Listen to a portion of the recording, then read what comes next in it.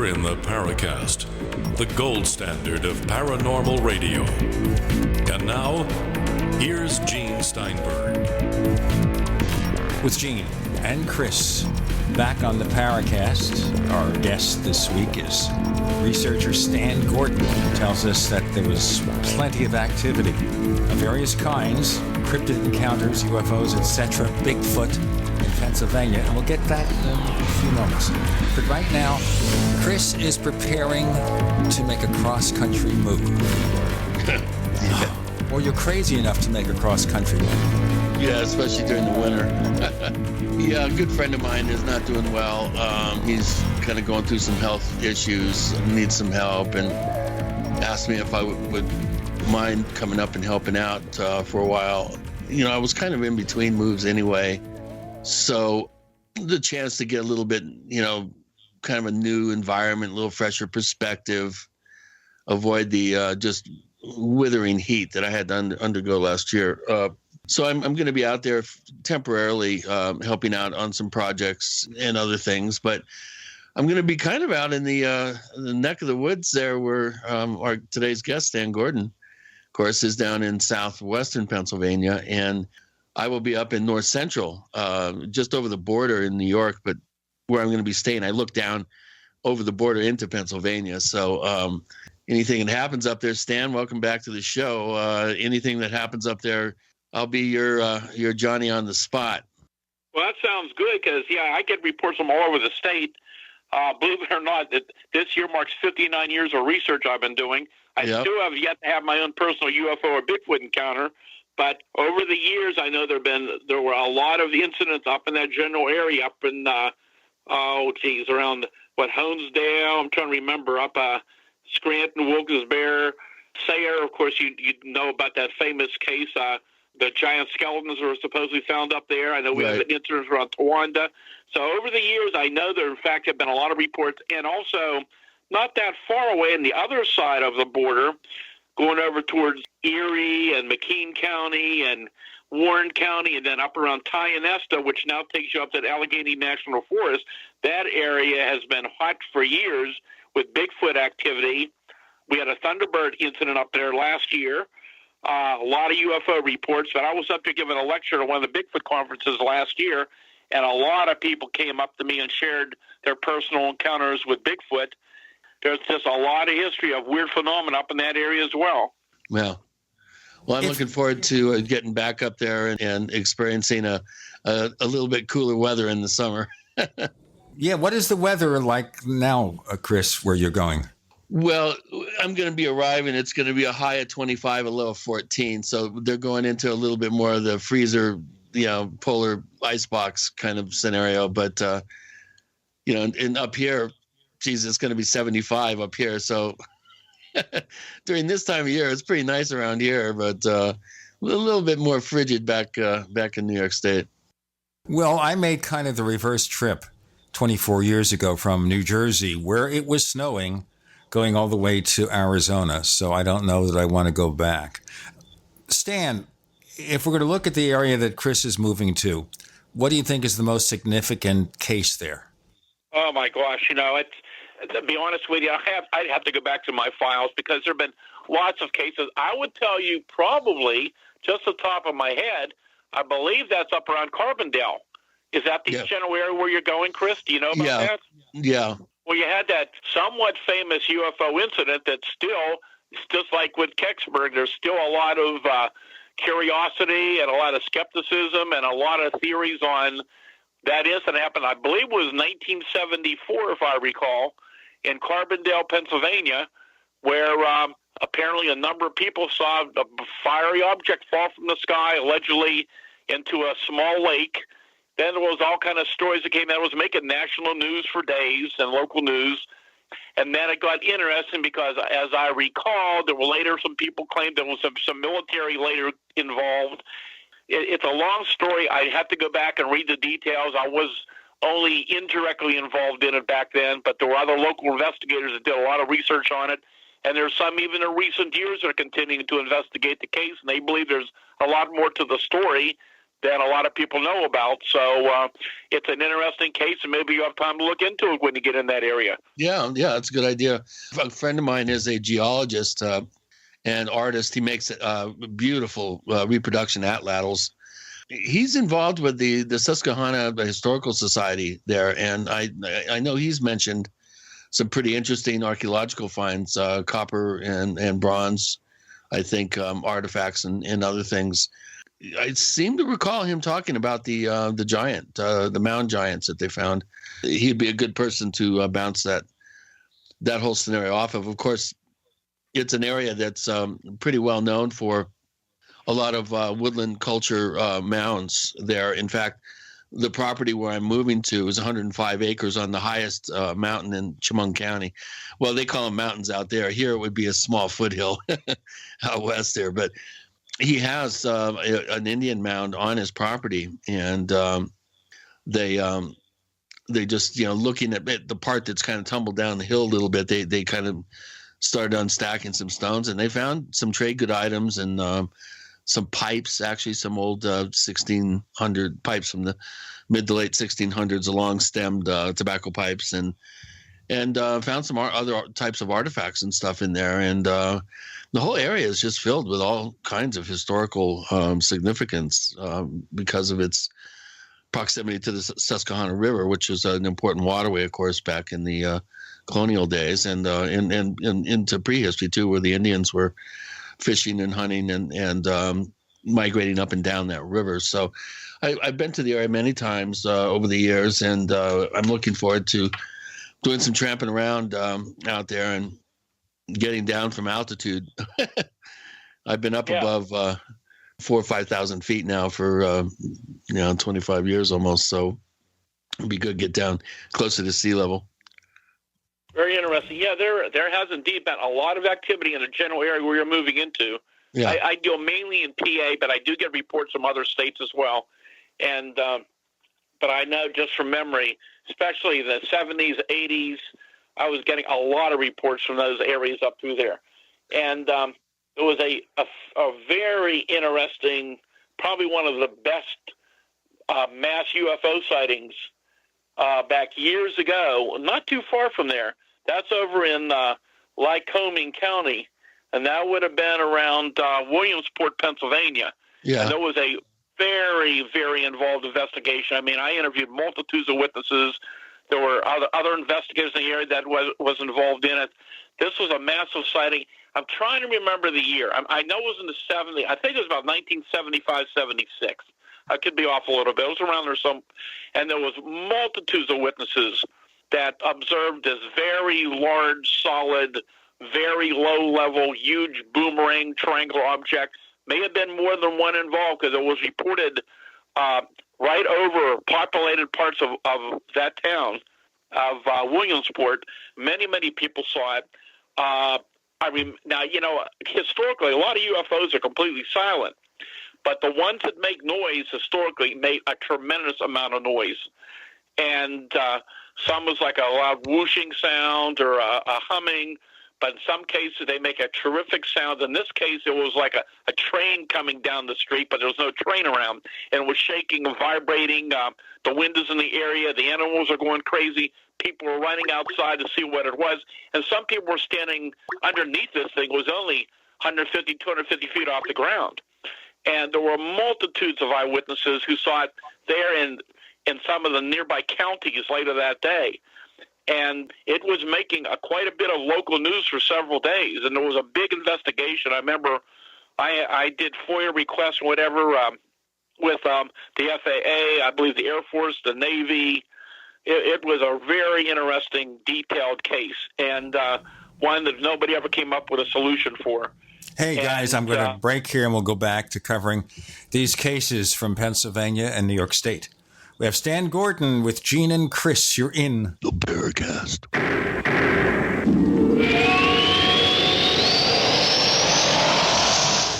We also have swag. We have all these exclusive Paracast things that you can buy We've got like, I guess, 60 or so different items, and entails T-shirts, sleeves for notebook computers, iPad cases, mouse pads, the Paracast jumbo tote bag, all sorts of T-shirts and jackets and stuff like that for men and women. We have a Paracast aluminum water bottle. All this stuff, you go to store.theparacast.com, store.theparacast.com. What makes it special is that the items are the best quality, great T-shirts, fabrics, and they have our official logo on them. That's what makes them special, in multiple sizes and colors. We even have stuff for children, stuff for women, stuff for men. We have all sorts of sizes, like small up to X large. A lot of good stuff. That's the swag from the Paracast. You go to store.theparacast.com, stop by, and take a shopping tour.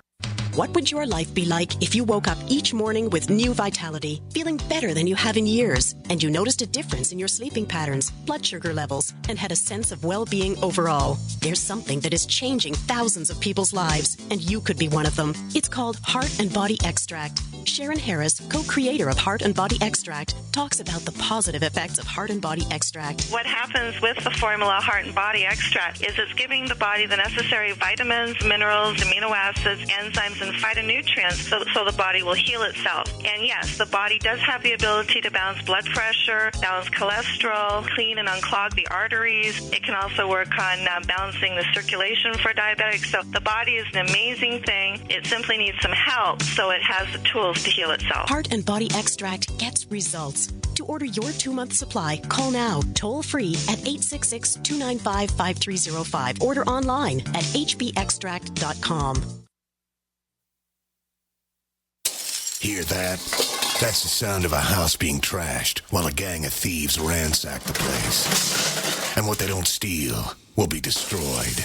This year, resolve not to be the next victim of a break-in. Go to faketv.com and discover a device that creates the illusion someone inside is watching TV, even when you're miles away. Security is a mindset, and Fake TV should be part of your security solution. Be vigilant, but not fearful. faketv.com. Message and data rates may apply. You don't follow the herd. You blaze your own trail.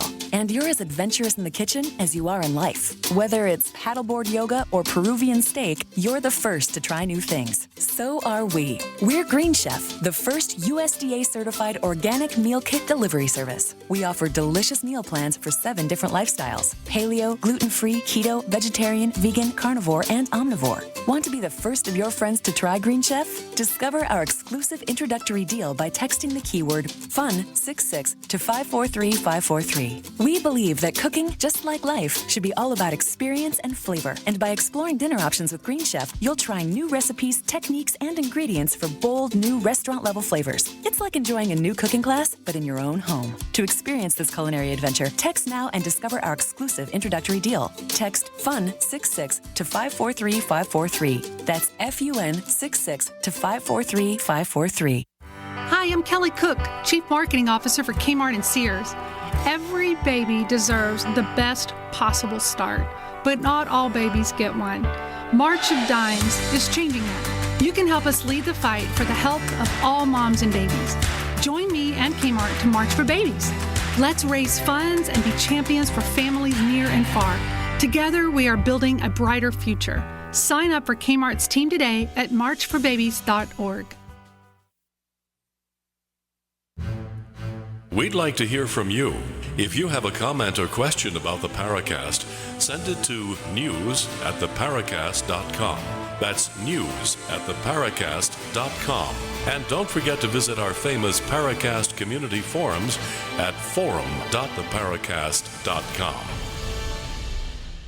Stan Gordon, UFO researcher from Pennsylvania. We're to get into some of the new stuff that happened in 2017 in his area. But right now, in light of the fact that Chris is moving to the wilds of, or whatever it is, in upstate New York, on top of a mountain or something, you were telling me? Yeah, it's Chemung County. It is right there north of Sayre in Athens, Pennsylvania. And then just 2 miles away is Waverly, which is right over the border. And then if you go a little bit north of there, about 3 miles, I'm on the highest hill in the county there, 105 acres, and I can look right down into Pennsylvania and then back up towards the Finger Lakes region. How high is this mountain? Well, as mountains go, for the back east, it's pretty high. I think I'm up around 3,000 feet, 2,800. But, I mean, that's half the altitude I'm at right now, and I'm in a valley. So... Oh, boy. Well, better you than me. I'm not a mountain kind of person. I like flat. No. I'd much rather be in mountainous terrain. Easy for you to say. Yeah. Let's just return here to the case histories. Stan, I want to look at 2017 in relation to the past year. And, of course, there's a perception on the part of some people that the number of UFO cases has gone down in recent years, at least the ones that have more than basic images of lights in the sky.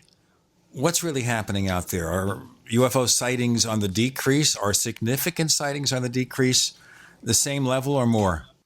Well, I would say I receive reports every year, all year round, on all type of weather conditions. And yes, the high percentage of sightings we can explain. They're misidentifications we've talked about many times. Are bright stars and lights on aircraft and meteors and drones now and Chinese lanterns. So a lot of things you can track down. But we have significant reports every year. What I have seen in the last several years, so going back to at least, top of my head, maybe 2013, I'm seeing an increase in what I call the classic UFO reports. These are not lights in the sky, but these are large structured craft low to the ground. These are the kind of cases you used to hear about in the 50s and the 60s quite a bit. But then over the years, you don't hear about them that much around the country. But I was seeing an increase in some of these kind of cases. And just going back, just to give you an example, one that stands out in my head is incident happened June 1st of 2013. This was about 20-some miles east of Pittsburgh. Around early that evening, around 10 o'clock in the evening, as I recall, on a 4-lane highway in North Huntington Township, Pennsylvania. And this witness was a woman who did not believe in UFOs and her 3-year-old child. They're riding down Route 30 eastbound. She's on the cell phone talking to somebody when all of a sudden she has to stop right in the middle of the 4-lane highway. And she said to me, I could not believe I'm the only car in the area. This car's way ahead of me. This car's way behind me. I had to stop because here's this huge metallic acorn-shaped object just hovering over the road, just a short distance away. I think it was about 60 feet away. And this thing has taken up all 4 lanes of the highway. And she said it was kind of a big metallic rectangular object. It was like a gondola on a blimp, but without the blimp. And it had a very unusual lighting on it. I had windows on it. And her little 3-year-old child yells, "Mommy, flying iPad in the sky." And the woman had to pass underneath it to get to her home. So as she's going underneath this thing, she passed underneath it. It's completely silent. She loses her cell phone signal. As she passes underneath it, all the digital displays in her car on the dashboard go out. The clock, the temperature indicator, the airbag status indicator, the radio she was listening to went off the air. The Bluetooth sync suddenly blacked out. And she lost her cell phone signal, as I mentioned. She tried to take a picture of it with her iPhone. It would not go into the camera mode to let her take a picture. As she went down the road about half a mile away, all the electronics came back on, and she regained her signal. I interviewed her numerous times. I went down to interview her and checked the car out, and she said that the car, which was relatively new at that time, had never performed properly since that night. And that was one of numerous other cases we can talk about that happened. But we're seeing more and more reports in recent years of these large structured craft. And what I'm getting, besides your typical cylindrical objects, the big cigar-shaped objects, the big triangular objects that continue to be reported, but we're getting a lot more reports of these large, solid, rectangular objects. Some are solid black, seen in daylight, hovering over trees. I've had reports of them very low over highways in certain areas, So that's the kind of reports we're getting. And then we can also talk about the mini-UFOs that I've been getting reports on again recently, and I've been investigating for many, many years. Let's go to the mini-UFOs. Okay. So is this being that we're going to see the little people? These are very little. We're talking a few inches to about a foot or so in diameter. I started investigating these reports back 1960s. What I found over the years was very, very interesting is that these objects, whatever they might be, come very close to witnesses. We're talking inches to feet away. And in some cases, they've actually entered people's homes and cars through open windows and gently floated back out or went right through the walls of homes, for example. I had one case up near State College a few years ago. So, Chris, that's not really that far from where you're going to be moving, and that's more of that general area. This was a beautiful afternoon. Fellow had a nice big new truck. He was riding down the road, pretty good rate of speed, and he notices this little sphere, I believe he said it was about the size of a softball, pacing the car at the passenger side window, but the window was down. And this little spherical object enters the cab of his truck, floats all around, floats up along his body, floats along his leg, and finally it just goes right out through the bed of the truck and disappears.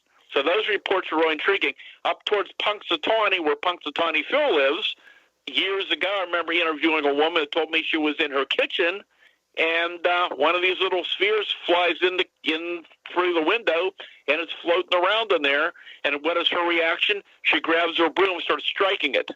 And she said when she hit it, it split into two identical little spheres. They floated around the house, went back out the window, and were gone. And those are very interesting. But some of the reports I had even recently are pretty fascinating. One in particular, this happened up in Ligonier. Now, this is very close to the Chestnut Ridge.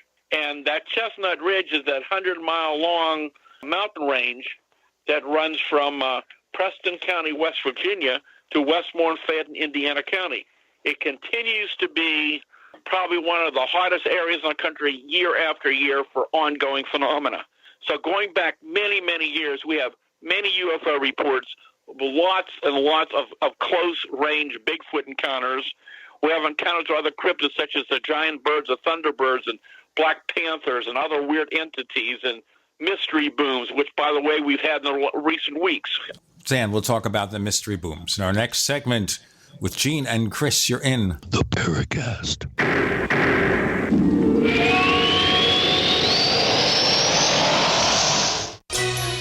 Thank you for listening to GCN. Visit GCNlive.com today.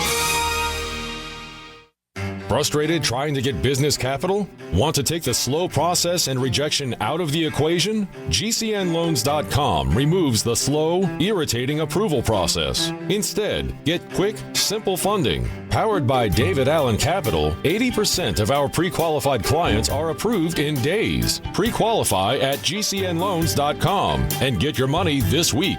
It's that easy. GCNloans.com. That's GCNloans.com. Water is the single most important thing your body needs, so you want to be sure it's the best for you and your family. Since 2005, thousands have depended on Berkey purified water. The Berkey Guy provides the lowest priced filtration systems in every size. For incredibly delicious water now and in an emergency, get to GoBerkey.com or call 877-886-3653. 877-886-3653. GoBerkey.com.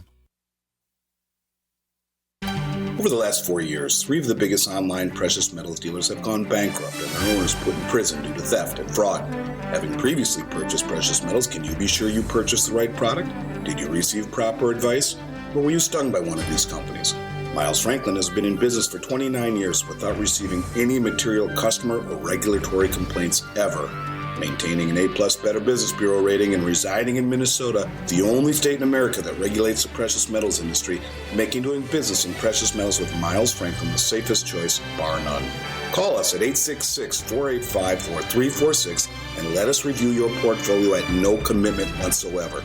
Again, that's 866-485-4346. Get the peace of mind you deserve in working with the precious metals company with a reputation like Miles Franklin. Again, that's 866-485-4346. Miles Franklin Precious Metals, the name you can trust.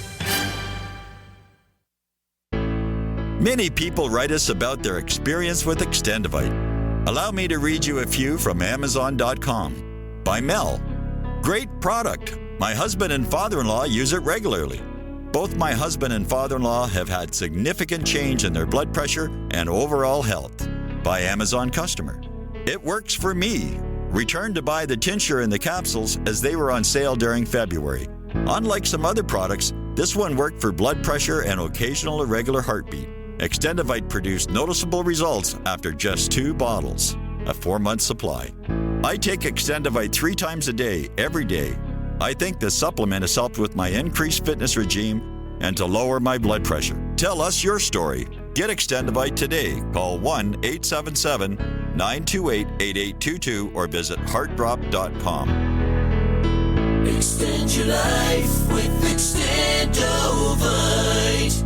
Have you checked your Google search results lately? Search results are usually the first impression that people form of you or your business, so make sure that they create a positive impression with ReputationDefender.com. What the internet says about you can have a big impact on your life and your livelihood, even if it's not true. Fortunately, you can now control how you look online and in online search results with ReputationDefender.com. Call 800-831-0771 now. That's 800-831-0771 for your free reputation analysis. If you have negative material from an ex-employee, upset patient, or former client, newspaper article, legal issue, social media, or other source showing up in your search results, you can combat it with ReputationDefender.com. Our dedicated experts in patented technology can help make your online search results look their best. Call 800-831-0771 to learn more. 800-831-0771. That's 800-831-0771. Or visit ReputationDefender.com.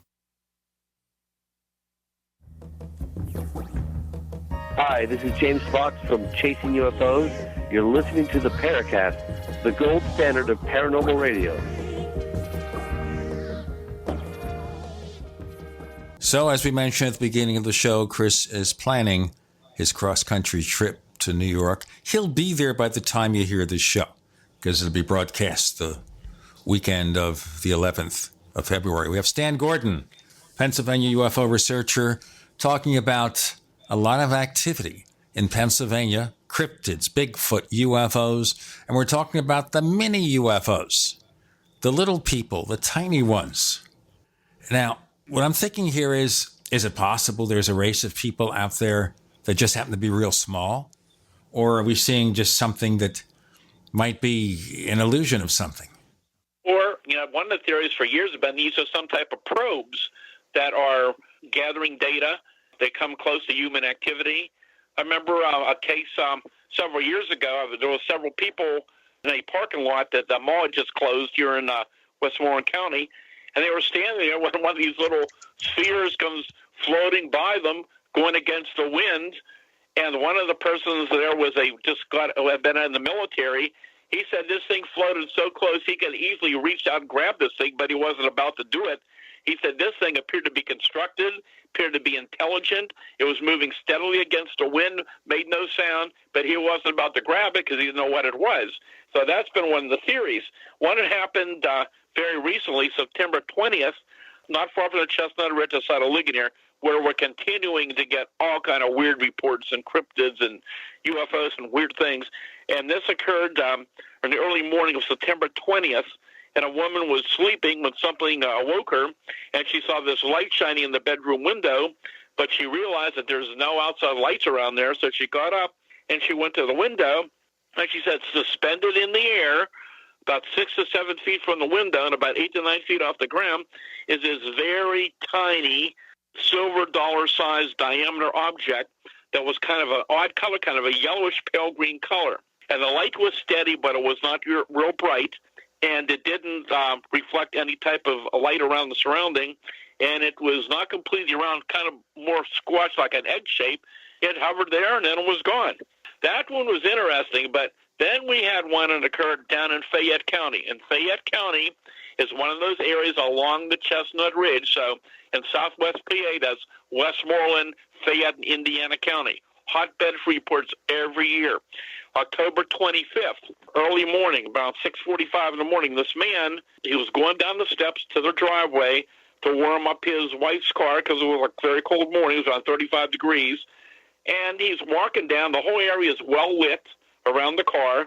He's walking down the steps, and he's only, I believe, 10, 12 feet away. And he turns and looks at his wife's car, and he said, I don't even know how to explain what I saw or what this thing was. But he said, I turned around to look, and right behind the right bumper of the car is this object that's about 2 feet tall. He said it kind of resembled a small haystack, as the only way he could describe it. It was translucent, not white. It was kind of a silver-like, kind of a glassy silver-like appearance. And there also appeared to be some type of black line, something going through the body of whatever this thing was. This thing was hovering about 1 to 2 inches above the driveway, and he got a little close to this thing, and he said all of a sudden I must have realized it was there, and he said all of a sudden, he said, this thing, without any sound, just zipped to the left side of the bumper. Then it moved like a bullet straight down into the darkness along the side of the car and was gone. And he said, I only wish I had my cell phone with me to get a picture of this thing. So it only lasted seconds. He got a good look at it. But what this thing was, where it went to, is a whole experience he just couldn't explain. I'll tell you, just hearing these stories, you can get pretty wacky just thinking about them. My hotline's been open since 1969. My phone never stops ringing with reports. So between that and the emails I get every day, it's unbelievable how much stuff goes on. And can you imagine how much is not reported? Or people wait for weeks or months, sometimes years before they report in. I do a lot of lectures locally and around the country. Everywhere I go, I spoke at a big event in Pittsburgh over the weekend. Everywhere I go, people come up to me and share experiences with me. Some of them rather call me later or talk to me privately, but they tell me about all these encounters they've had with cryptids and UFOs and other strange phenomena. We can't even imagine how much of this is going on, but it's not reported. And you got to remember, there's many other groups and investigators out there now. They're all getting reports too.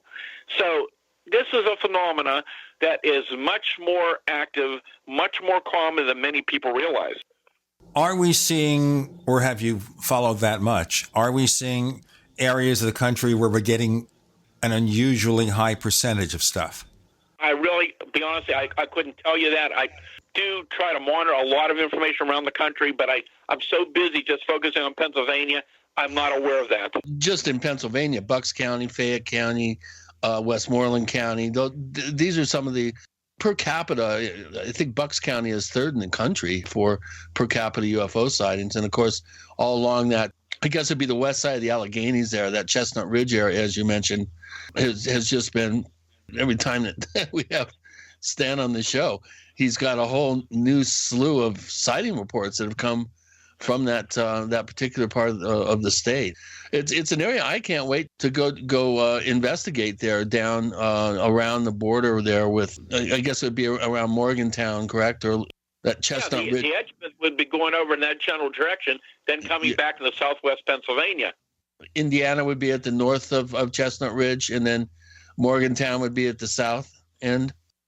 I have to get my map. I believe that's what it is. Yeah, you've got, and again, the active areas are Westmoreland, Fayette, in Indiana County, then going down into Preston County, West Virginia.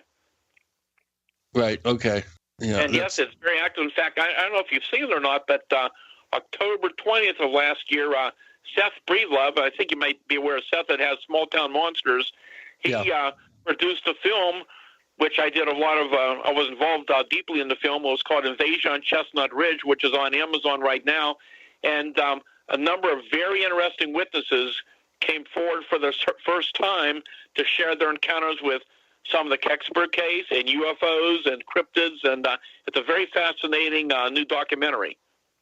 Yeah, that area is for the East Coast. There's a lot of real vast, remote areas there with like hardly any roads at all. Just a few kind of forest roads going through the area. But there's vast stretches of wilderness out there. I'm on Google Earth right now looking, especially the area with Ohio Pile on the west or on the east, and the Lamont Furnace on the west, and Chalk Hill at the south end. There's a huge area there that's got to be 40 square miles of just nothing but mountains. And you're naming numerous towns which has a great history of a lot of frequent Bigfoot reports. Yeah. That is a hotbed right in that area. And, yeah, I can see.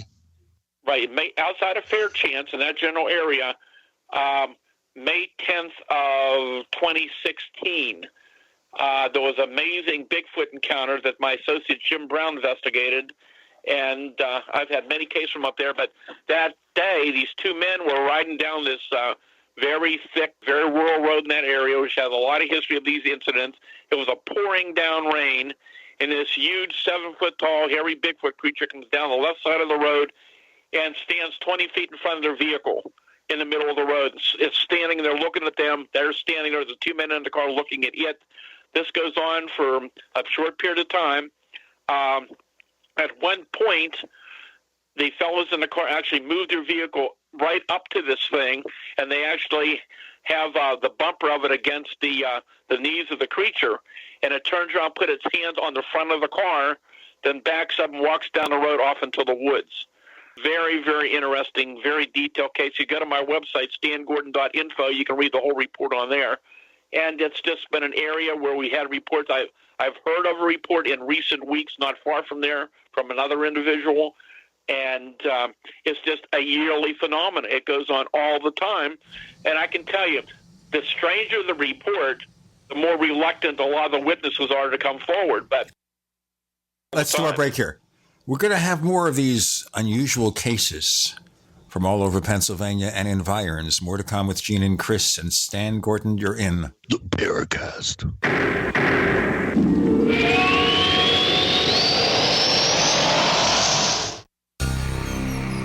Thank you for listening to GCN. Visit GCNlive.com today. Do you need a website? Well, you can get a great deal on hosting services with Namecheap's legendary coupon code. They're offering substantial hosting discounts on shared hosting, business hosting, VPS hosting, reseller hosting, and even dedicated servers. Namecheap is preferred by millions. It's backed by a money-back guarantee. Use the coupon code LEGENDARY to cash in on the special deal at Namecheap.com, Namecheap.com. First came Attack of the Rockoids, and it was a critically acclaimed success. And now there's The Coming of the Protectors. A former military intelligence man is contacted by a space woman in a dream that turns out to be a nightmare because evil forces on her distant planet are planning to conquer the Earth. This is gripping science fiction of the classic kind. Attack of the Rockoids and The Coming of the Protectors. Find out more at rockoids.com. That's Rockoids, ROCKOIDS.com.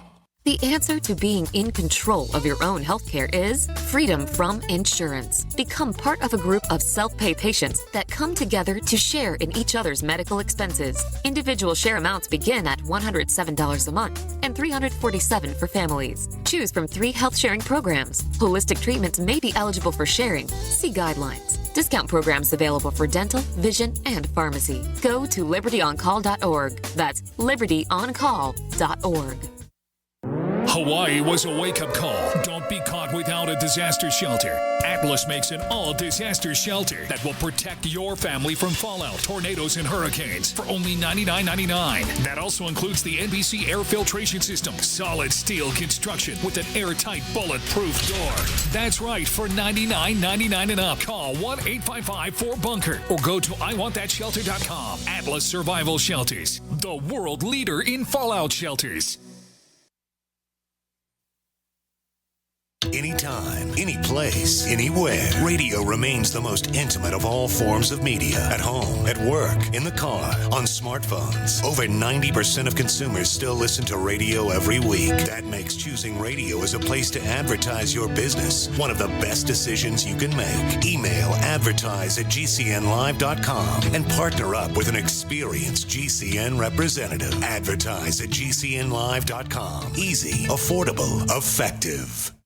For over 5 years, you've been hearing about the Berkey guy, so you may know a few things about him. For example, you are well aware of the superior quality and effectiveness of Berkey water filters and accessories. But did you know the Berkeys have had independent lab tests done to prove just how effective they are? It's true, and he can email you the test results. Just visit goberkey.com. You may also know that the Berkey Guy has helped tens of thousands of people get better prepared. Now here's something you may not know. GoBerkey.com has amazing specials and deals all the time on a wide variety of survival and preparedness products. Most ready to ship same day. Visit the Berkey Guy at GoBerkey.com and be sure to click the red Products on Sale Now button. You can always call toll-free 877-886-3653. Again, that's 877-886-3653. GoBerkey.com, home of the Berkey Guy.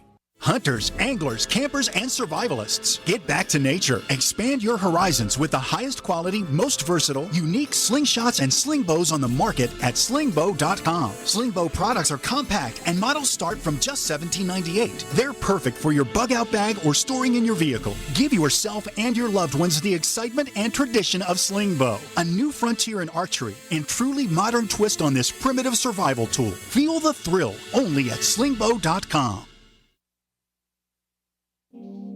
Hi, this is Don Ecker, and you are tuned into the Paracast. Let me tell you what, you're going to hear stuff here that you probably won't hear anywhere else. Hear that, George Snorri?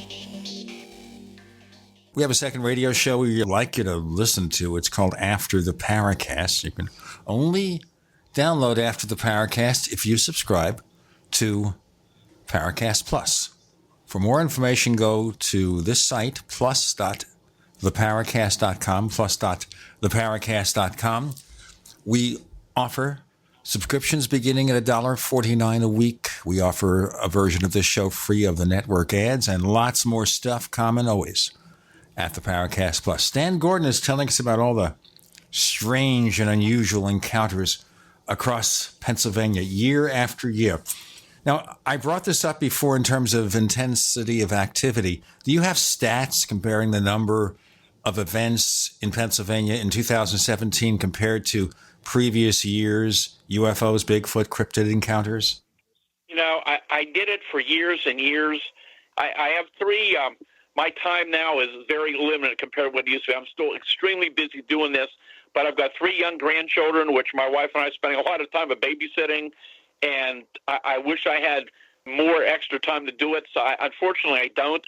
I mean, I keep records of all my reports, but also, you know, in those reports year after year, there was a lot of reports that we could explain away, and because there was an explanation for them.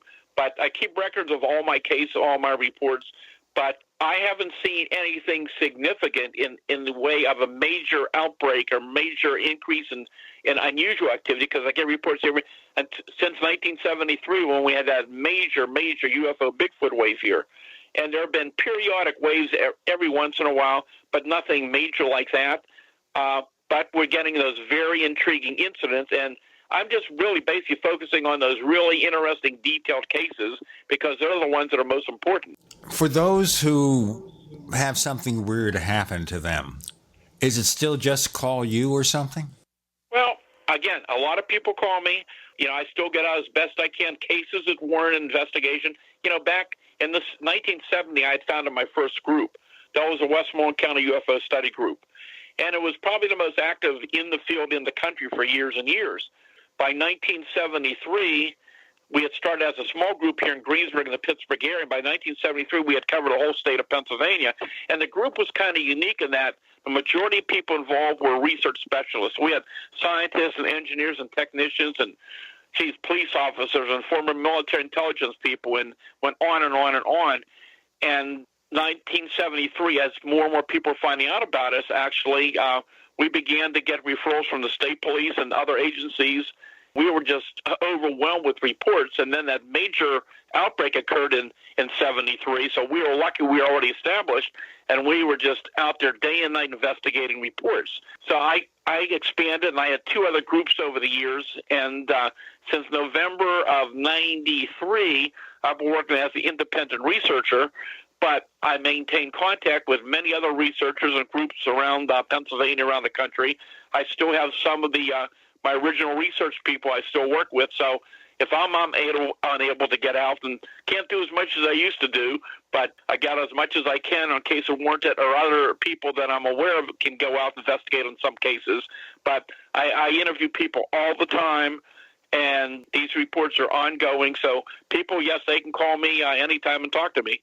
What do you find in terms of attitudes of people now that we've heard more credibility given to UFOs since the report of this Pentagon UFO study and everything?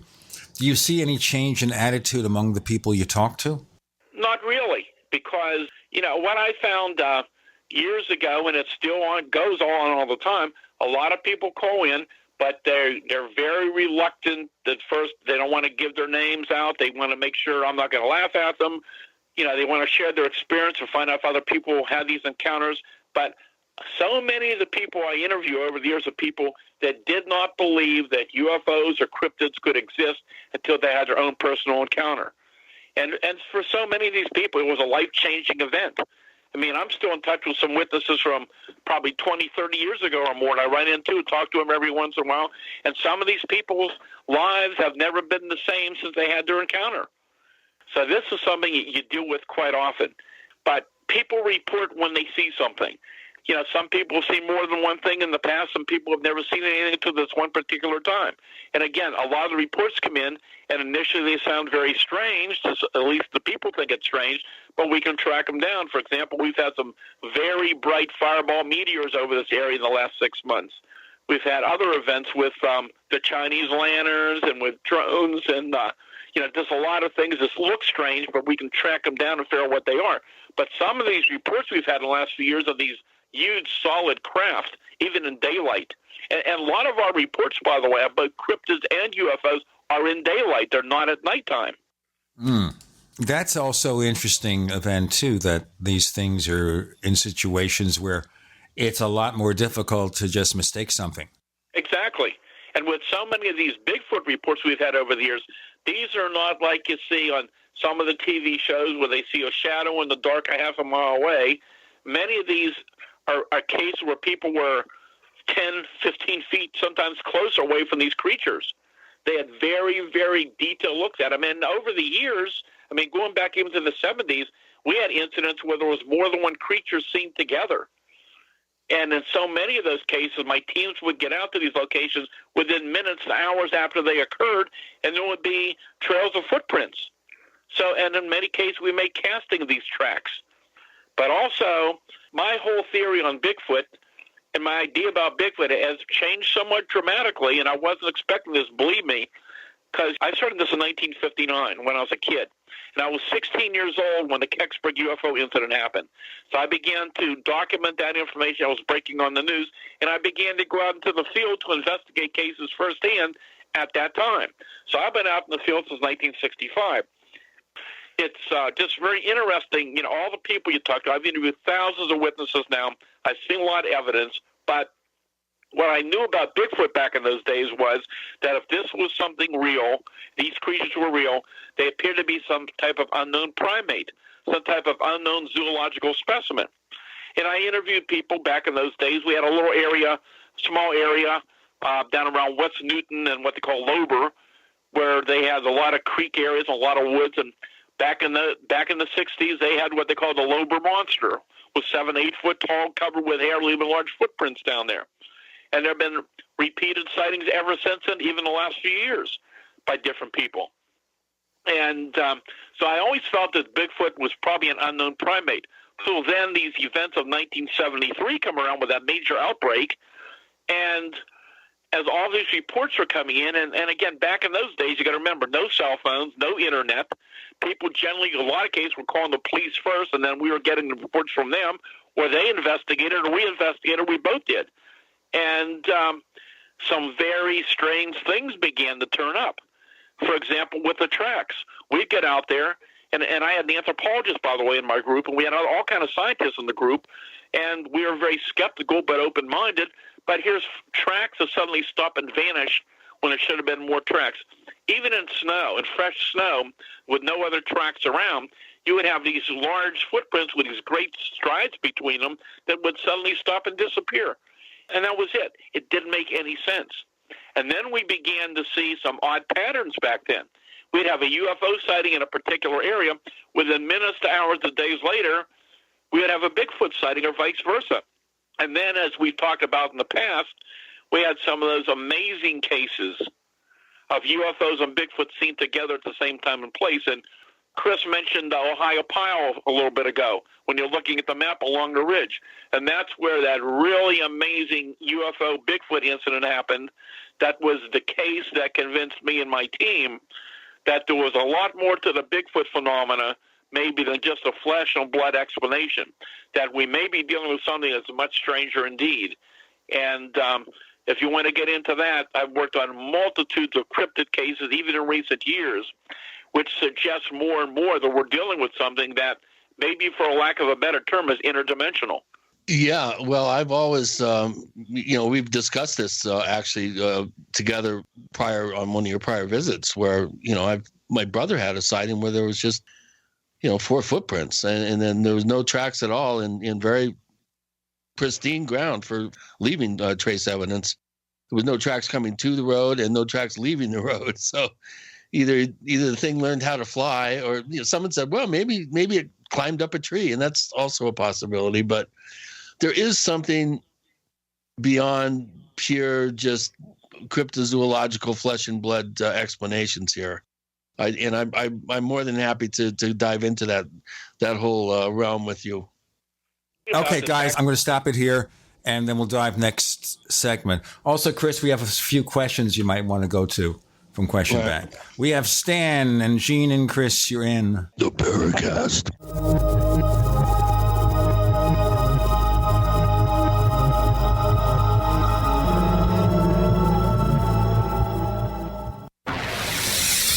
You are listening to GCN.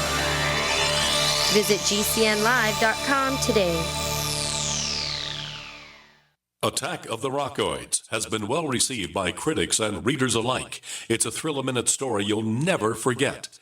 A former U.S. military intelligence officer is haunted by intense dreams about a beautiful woman pleading for his help after a terrible battle in outer space. But the dreams turn out to be true and thrust him into a telepathic love affair with a woman whose faraway planet is intent on destroying the Earth. And now the gripping tale continues in The Coming of the Protectors. It's the second book of the Rockoids trilogy, a galaxy-spanning adventure that pits our hapless heroes against powerful, fanatical enemies that threaten the lives of freedom-loving beings everywhere. Attack of the Rockoids and The Coming of the Protectors. Classic science fiction at its best. Available now. For more details, visit rockoids.com. That's ROCKOIDS.com. This is Dan Pilla. Do you owe the IRS money you can't pay? Are tax debts crippling you? I've defended people from the IRS for over 30 years. I've helped thousands, and I can help you too. I wrote the book on IRS settlement, and I'm telling you, there's no such thing as a hopeless case.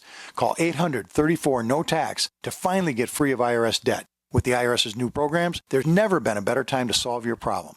Call 800-34-NO-TAX. That's 800-34-NO-TAX, or my website, danpilla.com. You've seen crazy diets to lose weight. At GCN Team, our healthy body weight loss system simply neutralizes the body, bringing down cravings. It has been proven that nutritional deficiencies drive appetite for carbs, sugars, and fats. Lose weight the easy way. Find us at GCNteam.com or call 877-878-4203. Fighting cravings is a fool's game. Give the body what it needs to be satisfied. Again, 877-878-4203. That's 877-878-4203.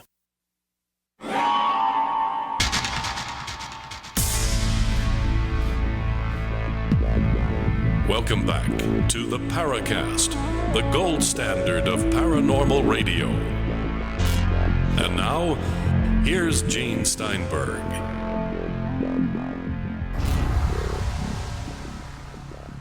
So Chris issued a bit of a statement there, and Stan was going to comment before we ran out of time, had to start a new segment. But a little bit later, we have a few questions from our listeners from the Question Bank and the Paracast forums we'll get to. Yeah, let's go ahead and talk about some more head-scratching cases that would indicate we're dealing with something either that's flesh and blood and has some wild talents, or is something that possibly is multidimensional, for lack of a better term. Yeah. Well, a couple cases just come to the top of my head. You had mentioned Ohio Pile. Well, that was the case that really convinced me and my team that we were dealing with something much more unusual. I remember a date. I remember that very well. It's February 6, 1974. Deep in the mountains up there in Ohio Pile, near Ohio Pile. The listeners on your show will remember this time period because, one, we had a big national trucker strike and there was gas rationing going on around the country. But there was also a lot of violence on the roads. So back in Pennsylvania, the state police and the National Guard were patrolling together. And both of them responded to this incident. Deep in the mountains of February 74, I wasn't able to get gas in my town of Greensburg, so I had to wait till the next morning till I could get up to the scene. It was a very intriguing case, and I remember this woman who lived up in the mountains all her life. She knew animals very well. She was a very good shot with her shotgun. Everything was normal until this one particular evening when she was sitting there watching TV, and she hears this commotion on her little front porch of her cabin home. She had some empty pop cans out there, and someone was knocking the pop cans around. A few weeks before, she had a pack of wild dogs coming through. So she figured, I bet those dogs are back. So she thought, you know what, I'll grab my shotgun. I'll just fire over their head and scare those dogs away. So she loads one chamber of her shotgun. She makes her way over to the wall, turns on the switch for the outside light on her porch, and she proceeds to go to the front porch, opens up the door, and she walks out. No dogs.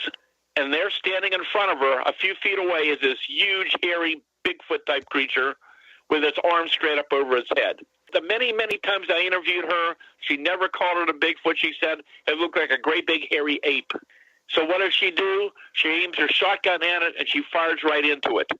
And she said there's this bright flash of light, like the flash on a camera, and the creature physically vanishes right in front of her. 100 feet away, her in-laws lived. They heard the gunshot, and they called her on the phone and asked, like, what are you shooting at? And she tries to tell them. Her son-in-law, he grabs his pistol, and he starts making his way up that dark road up towards the cabin, and he sees a figure running down the road. But he says that he got closer. He was surrounded by 4 or 5 hairy people with eyes like coals of fire.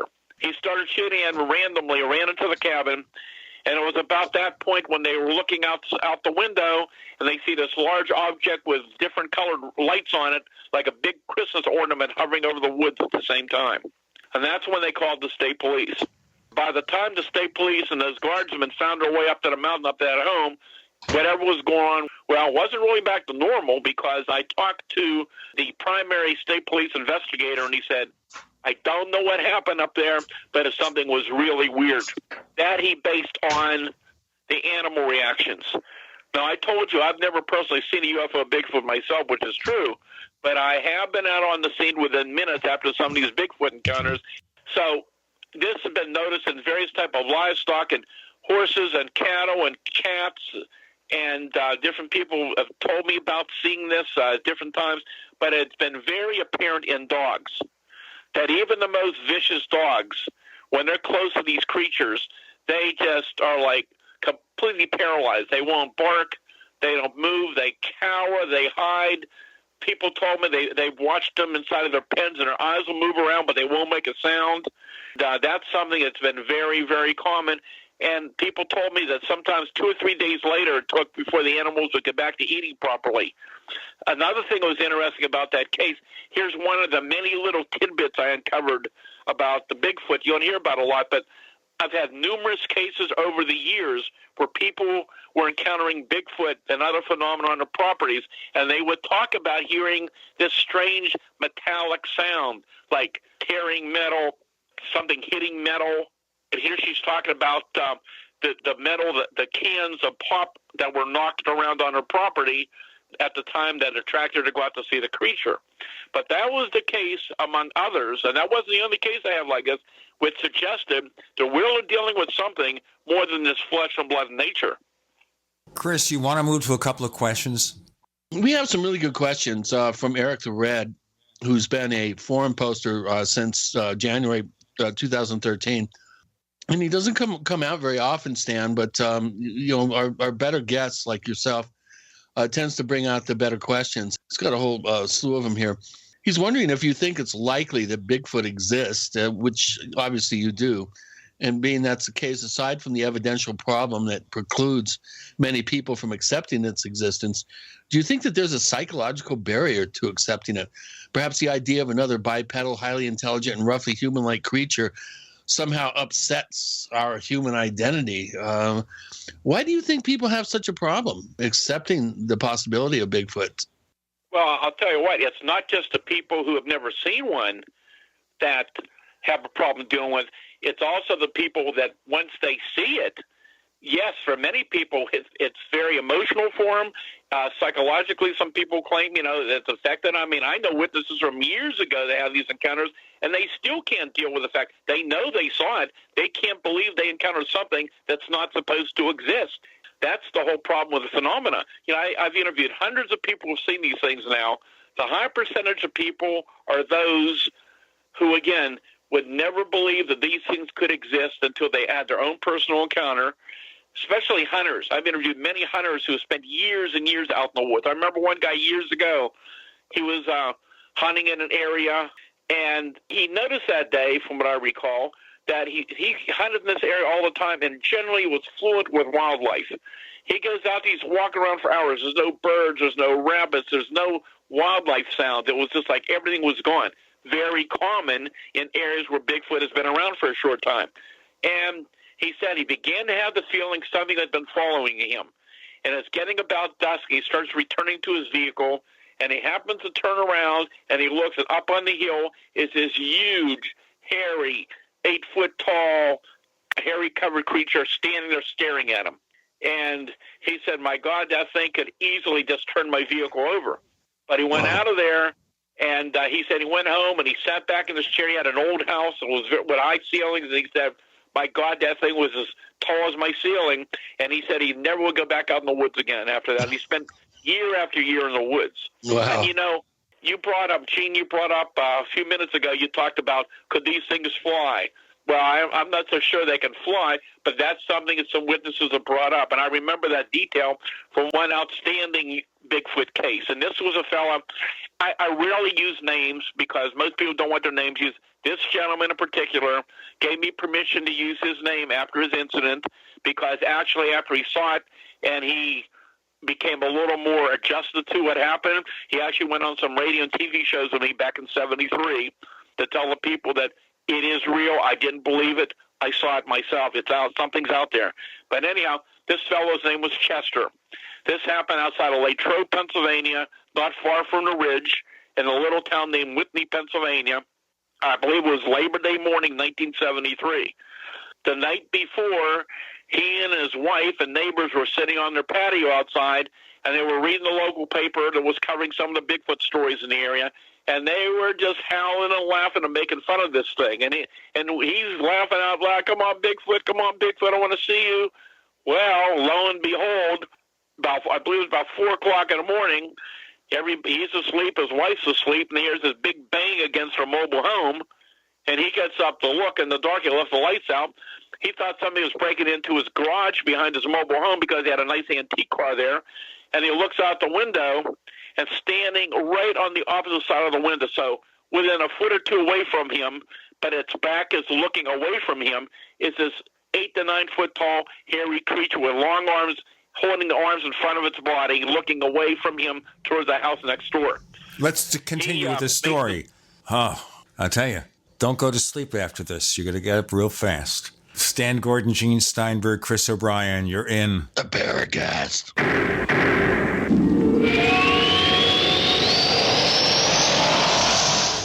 Neighbors, we've made such a deal with HelloFresh, and it means that everyone listening to this show can receive $30 off your first week of deliveries when you go to HelloFresh.com and use the offer code Paracast30. With HelloFresh, you can choose the delivery day that works best for you. They've got a wide variety of chef-curated recipes that change weekly. And can you imagine me cooking Japanese panko chicken? It makes me feel like I'm a chef. It means also that you could actually get your meal cooked in 30 minutes. For busy people, this is perfect. the simple recipes include step-by-step instructions so even I can figure it out. Go to HelloFresh.com, use the offer code Paracast30 to get $30 off your first week of deliveries. HelloFresh.com. Hi, Peter Vaccaro for ParanormalDate.com. Are you looking for love in all the wrong places? Now you have a chance to change that by signing up for free at ParanormalDate.com. This incredible dating site puts people of like minds together. People who are interested in the strange, the unusual, mysteries, ghosts, UFOs, and the afterlife, and so much more. ParanormalDate.com was developed for you, people seeking a viable alternative to the other dating services. You can join for free by going to ParanormalDate.com, and if you decide you like it and want to connect with people, use the code GEORGE for a substantial discount. Mark Rawlings, president of ParanormalDate.com, says so many people hunger to share their experiences about the paranormal, the unexplainable, or the afterlife, and so much more, and this is the source for them to meet and share that common interest. So sign up for free at ParanormalDate.com, ParanormalDate.com, and use the code GEORGE if you decide to connect with someone you like. Hawaii was a wake-up call. Don't be caught without a disaster shelter. Atlas makes an all-disaster shelter that will protect your family from fallout, tornadoes, and hurricanes for only $99.99. That also includes the NBC air filtration system, solid steel construction with an airtight, bulletproof door. That's right, for $99.99 and up. Call 1-855-4BUNKER or go to iwantthatshelter.com. Atlas Survival Shelters, the world leader in fallout shelters. Are you happy washing your hands with harsh chemicals? Are you happy doing laundry with detergents? Are you happy paying high prices? Find your happiness with Pure Soap. These all-natural, earth-friendly Pure Soaps are the very best you've ever used. Buy in bulk. Get a 12, 36, or 48-month supply, or get items individually and still save big. You're getting soap products twice as good as what you're using now, earth-friendly and natural soaps. Your family deserves the best. Happiness is 5starsoap.com. Why not put your money up the drain for a change? See them at 5starsoap.com or call 1-800-340-7091 for a catalog. Cal Ben Soap Company can save you thousands of dollars and give you good old-fashioned real soaps that are triple concentrated. Soaps made from vegetable and coconut oils. See their full selection of soaps at 5starsoap.com. That's F-I-V-E starsoap.com. Or call 1-800-340-7091 for a catalog. Fully cooked, ready-to-eat bacon. I'm talking thick, meaty, center-cut presidential bacon. Savory and delicious. I buy some, I use some, I store some. Awesome. No refrigeration needed with a 10-year shelf life. NASA-packed technology. Bacon. Fully cooked, fully hydrated, ready to eat right from the packed bacon. Or warm and served. Life-saving, ready-to-eat bacon. 10-year shelf life bacon. Ships free at fullycookedbacon.com. Fullycookedbacon.com. We'd like to hear from you. If you have a comment or question about the Paracast, send it to news@theparacast.com. That's news@theparacast.com. And don't forget to visit our famous Paracast community forums at forum.theparacast.com. The stuff of nightmares. Would you like to confront one of those creatures, Stan Gordon? But it's never happened to you. It's not happened to me. And I kind of feel better that it hasn't. Well, you just don't know what you're missing out on, dude. Well, some things I don't mind missing. Would you like me to finish that episode, or was it an interesting one? Yes, indeed. Please. We're waiting with bated breath. Okay, take the bait out of my breath so we can go on. So he was looking out the window, sees this thing. He lays the lights out. He goes over and awakens his wife. And he said, "That thing they call Bigfoot, it's out on our patio." So she goes to the window and looks, and oh my God. Well, this poor fellow was he was a retired coal miner, had emphysema, and between hardly being able to breathe and so scared, he makes his way up to the phone, bumps the wall, which may have scared it away at that point, dials 0 for the operator, and tells the operator he needs to talk to the state police. And he calls the state police and tells them what happened. I heard the radio call go out. They had 6 troopers there and 3 cars. And the trooper called me from the scene to come out there that morning. And when the troopers got there, they found that Chester had cut the grass the night before. And there was a whole series of tracks going across the freshly cut grass, across his patio steps, and went down over the hill across the road. Some of the troopers followed the tracks for a distance. But at one point, the track suddenly stopped and disappeared up in his yard, and Chester said to me, I don't understand how this thing could just, these tracks could just suddenly stop. He said, do these things fly? So that's what brought back that story. Right. And I can tell you, Chester and his wife afterwards were so upset, they packed their clothes up for a short time and left her home. That wasn't the only family that did that. That was the kind of impact it had on the witnesses. When he came back, he decided that he was wanting to share his story, so he did some media events with me. But that was one of those cases, somebody that would never believe these things are real, had their own encounter.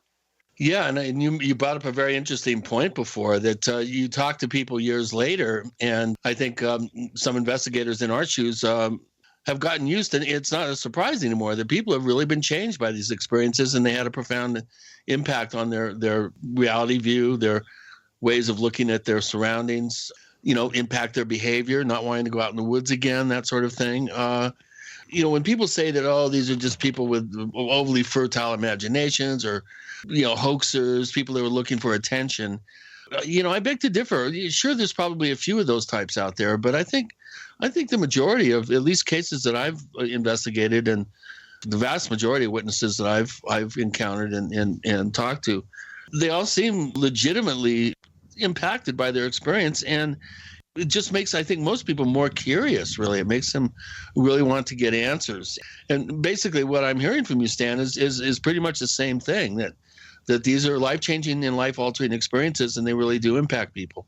Yeah, no, I was at an event speaking over the weekend, and a fellow approached me, and I did a long interview with him then, and I got to meet his parents, actually. And this fellow's been hunting all his life. He's been camping out all his life. He pretty much knows what's going on out there. And whatever happened to him just several months ago in an area where I've had a history of Bigfoot encounters, it has scared him so bad. He's told me, he said, I was never so frightened in my life. And he said, I love the woods. I love the forest. He said, I'll never go back to that area again. He said there was something out there. And he said just the vocalization, the depth of the sound, the screams this thing was making was ungodly. It was unbelievable. And that's something I hear commonly over the years from people. Just last year, up along the Chestnut Ridge in January, as I have for many years, people were calling me, telling me here about these long, very long, siren-like screams that they were hearing. A lot of these people lived in the mountains and in the woods, and they know the wildlife out there. They lived there all their life, and they know the sounds that deer make and the birds make and coyotes do, and these were completely different sounds. And interestingly, I think it was 2 days later after I got to report up on the ridge from the other side of the state down in Schuylkill County, down towards Philadelphia, a wildlife biologist contacted me. He was very, very skeptical of Bigfoot, but this guy has done work in the wildlife field for years and years. His job is to be able to identify animal sounds. That's what he does for his living. And he was out in the woods in the particular area.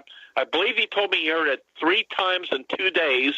He wasn't prepared to hear anything. He tried to record these sounds, but his equipment wasn't good enough. But he described this very long, very vocalized, very loud siren-like screams that he could not identify. Very similar reports I had up in this part of the state 2 days before. He was perplexed by it, and he said, I've always been skeptical of Bigfoot, but he said, I don't know what kind of animal can make it sound like that. Once again, credible people are seeing these things, just like with UFOs. With Bigfoot, I've interviewed people from all walks of life, from children, men, women, police officers, and hunters, and doctors, and executives, and school teachers, and all kind of credible people who have seen these things. And they have no reason to make up the story because 99.9% of them have never gone public with their accounts. They have nothing to gain by it. But many of them are just very, very shook up over the event and just want some answers. And unfortunately, we got theories. We just don't have a lot of answers. Chris, you have some more questions from our audience. We're kind of running out of time here, though. Let's go through as many as you can. Chris?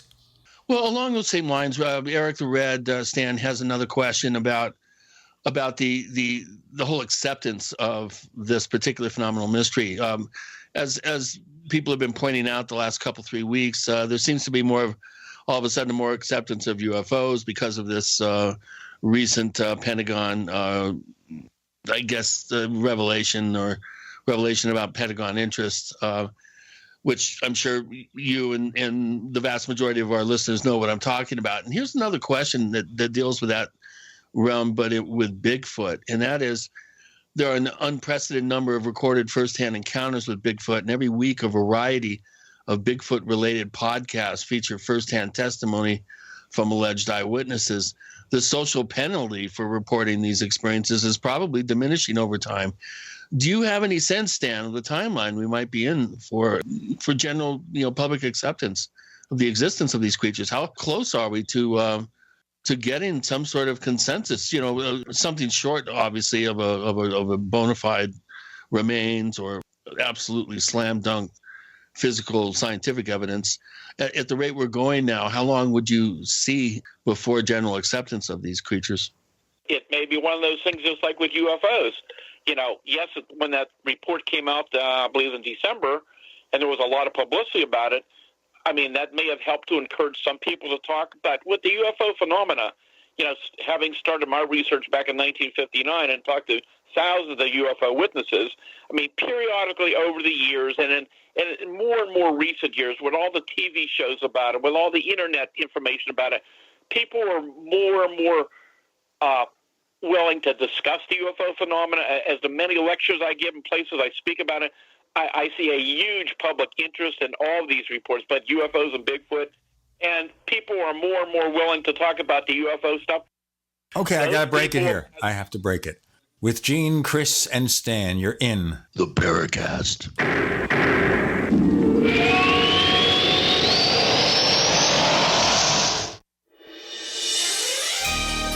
Thank you for listening to GCN. Be sure to visit GCNlive.com today. Hawaii was a wake-up call. Don't be caught without a disaster shelter. Atlas makes an all-disaster shelter that will protect your family from fallout, tornadoes, and hurricanes for only $99.99. That also includes the NBC air filtration system, solid steel construction with an airtight, bulletproof door. That's right, for $99.99 and up. Call 1-855-4BUNKER or go to iwantthatshelter.com. Atlas Survival Shelters, the world leader in fallout shelters.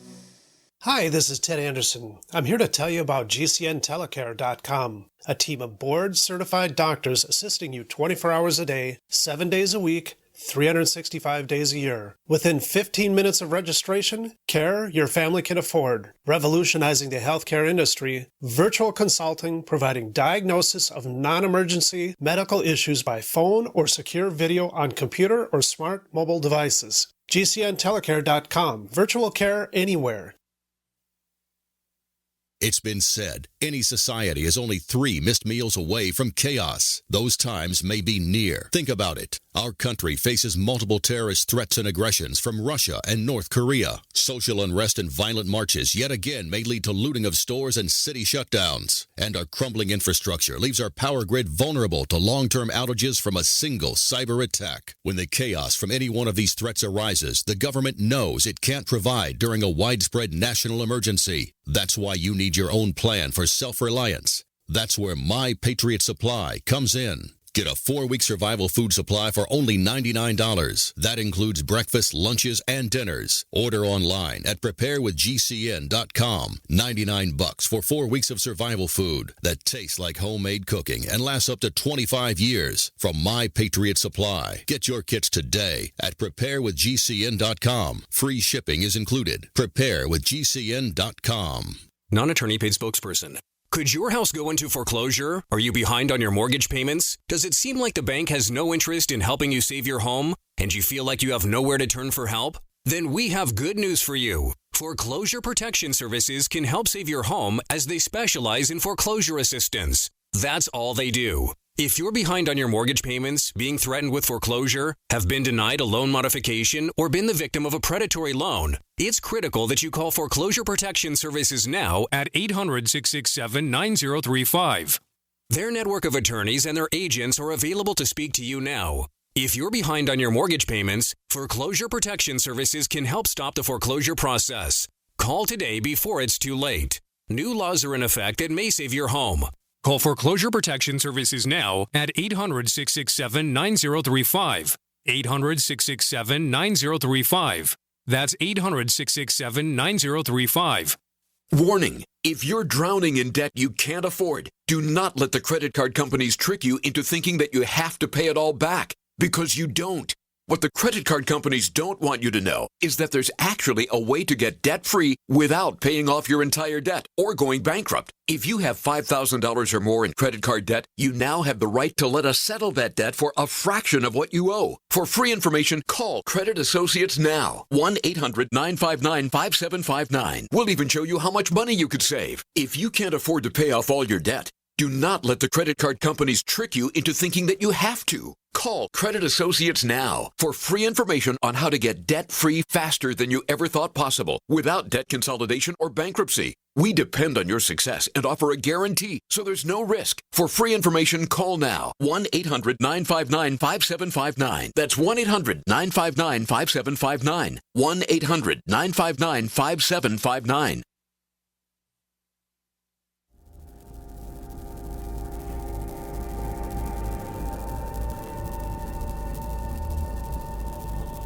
This is Robert Hastings, author of UFOs and Nukes, and you're listening to the Paracast, the gold standard of paranormal radio.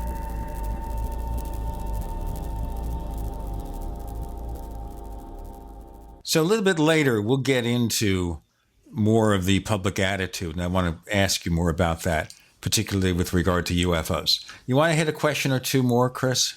Here's one. I don't see very many of these reports coming from your neck of the woods, although there are some. So what do you think of dogmen and this whole resurgence of interest in lycanthropy, wolfmen, dogmen types? And how do we assess the weight of personal testimony of dogmen in light of theoretical objections like absence of archaeological evidence or presumed insufficient ecological support for such large and hypercarnivorous predators? So many alleged sightings of dogmen are in daylight or at close to medium ranges. Is it possible that all such reports are misidentifications or hoaxes? Is there something real behind these? What we want to discuss here is a very deep, very long, and very unusual. What I've been coming up with over the years. I've heard of the dogmen reports for many years.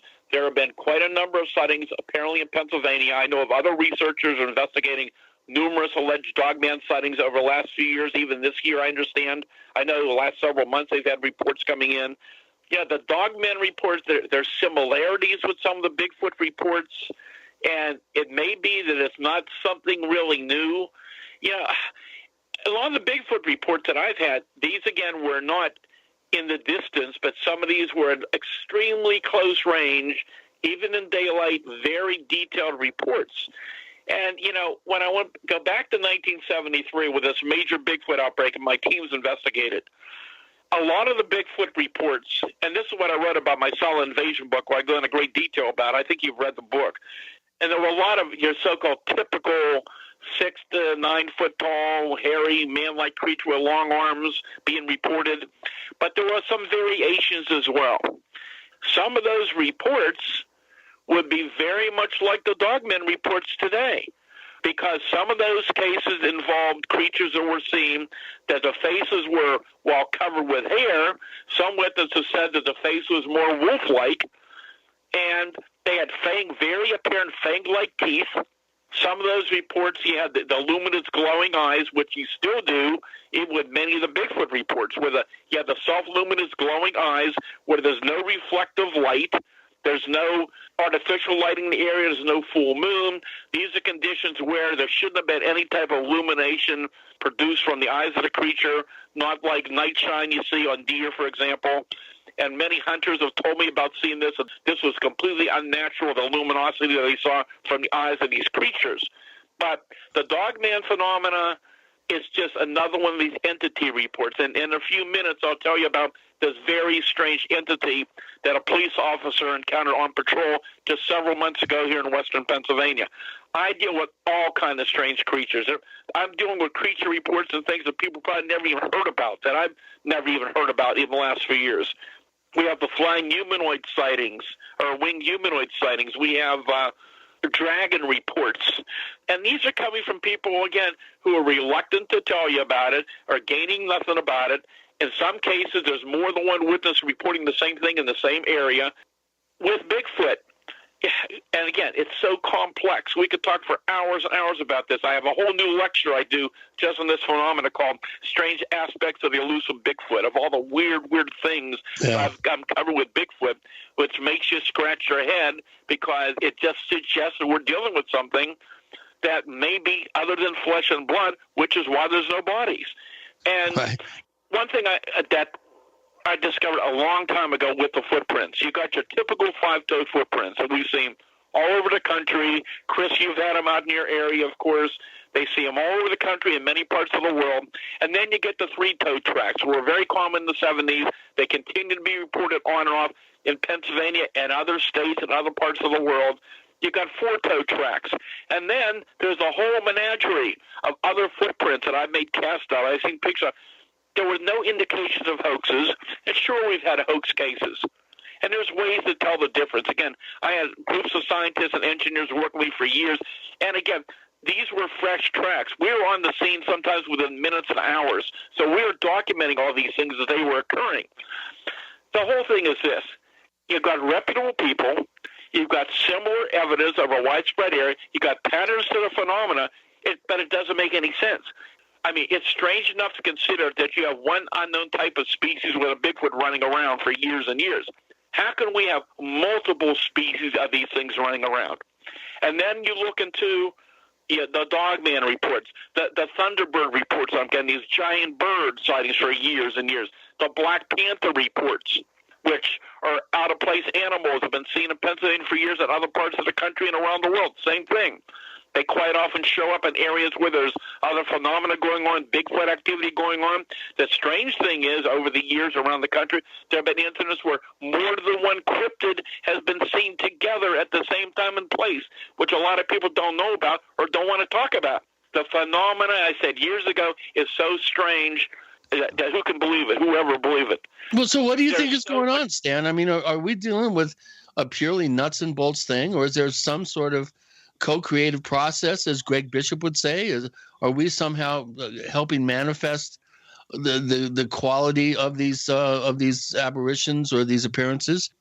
I'm not so sure anybody has the answers. I'm not so sure the government has all the answers. I think that they're interested, from what I've seen in some cases I've been involved in, what I've heard from others, that I think the government has an interest both in the Bigfoot and the UFO phenomena.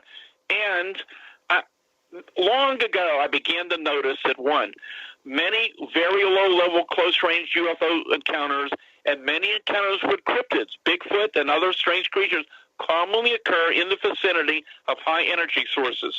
They occur around power plants, high-tension power lines, gas wells, radio towers, reservoirs, railroad tracks. This is a very common thing. I have no doubt there's an energy connection to this phenomena. It seems as though we're dealing with a phenomena that has a physical and a non-physical component to it. That under certain conditions, which we don't know exactly what they are, they seem to come into our physical reality. They can look physically solid. Sometimes they don't, however, and they can leave evidence and they're gone. They come and they go, which is why there's no bodies.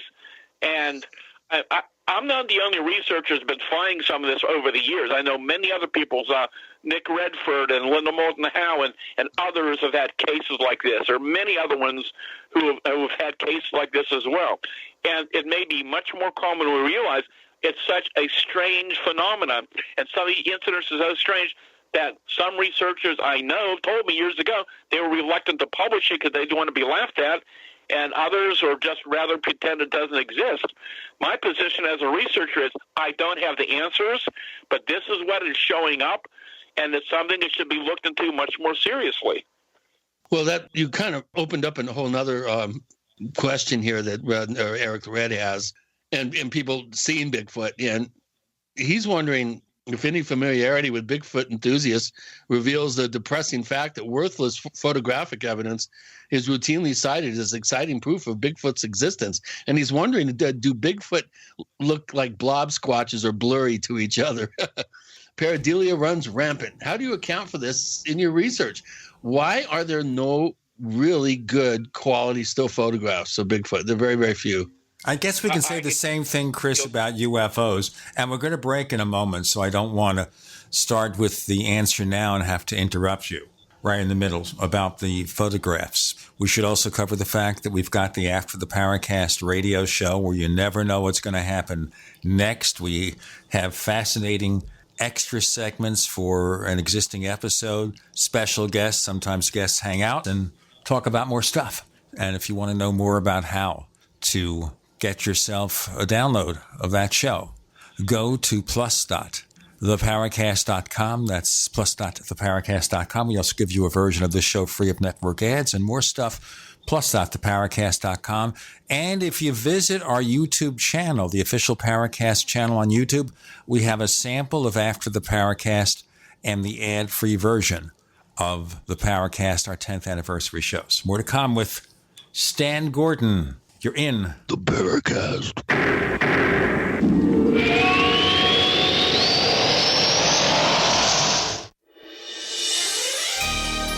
Thank you for listening to GCN. Be sure to visit GCNlive.com today. Do you need a website? Well, you can get a great deal on hosting services with Namecheap's legendary coupon code. They're offering substantial hosting discounts on shared hosting, business hosting, VPS hosting, reseller hosting, and even dedicated servers. Namecheap is preferred by millions. It's backed by a money-back guarantee. Use the coupon code LEGENDARY to cash in on the special deal at Namecheap.com, Namecheap.com. First came Attack of the Rockoids, and it was a critically acclaimed success. And now there's The Coming of the Protectors. A former military intelligence man is contacted by a space woman in a dream that turns out to be a nightmare because evil forces on her distant planet are planning to conquer the Earth. This is gripping science fiction of the classic kind. Attack of the Rockoids and The Coming of the Protectors. Find out more at rockoids.com. That's Rockoids, ROCKOIDS.com. Anytime, any place, anywhere. Radio remains the most intimate of all forms of media. At home, at work, in the car, on smartphones. Over 90% of consumers still listen to radio every week. That makes choosing radio as a place to advertise your business one of the best decisions you can make. Email advertise@gcnlive.com and partner up with an experienced GCN representative. Advertise@gcnlive.com. Easy, affordable, effective. We all have heard about the benefits of fish oils, but what about the presence of heavy metals, PCBs, dioxins, furans, and other contaminants found in fatty tissues of fish? GCNteam.com recognizes this risk and offers IFOS certified tested omega-3 fatty acids. EPA, DHA, insist on IFOS omega-3 fatty acid certification. Get the best at GCNteam.com or call 877-878-4203. This is Dan Pilla. Do you owe the IRS money you can't pay? Are tax debts crippling you? I've defended people from the IRS for over 30 years. I've helped thousands, and I can help you too. I wrote the book on IRS settlement, and I'm telling you, there's no such thing as a hopeless case. Call 800-34-NO-TAX to finally get free of IRS debt. With the IRS's new programs, there's never been a better time to solve your problem. Call 800-34-NO-TAX. That's 800-34-NO-TAX, or my website, danpilla.com.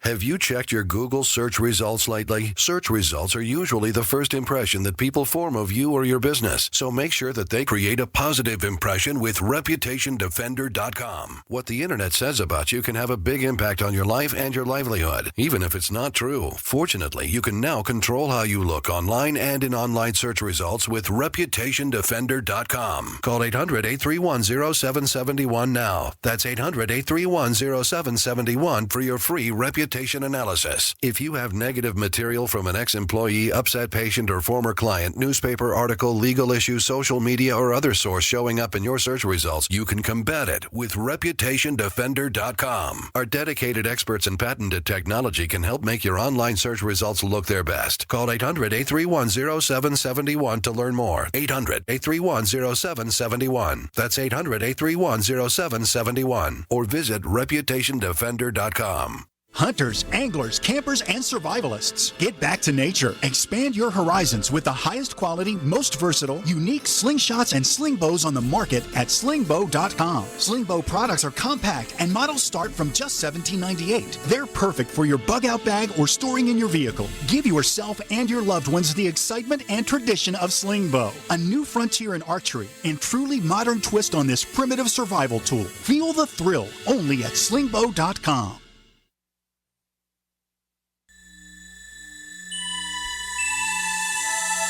This is Jacques Vallée. You're listening to the Paracast, the gold standard of paranormal radio.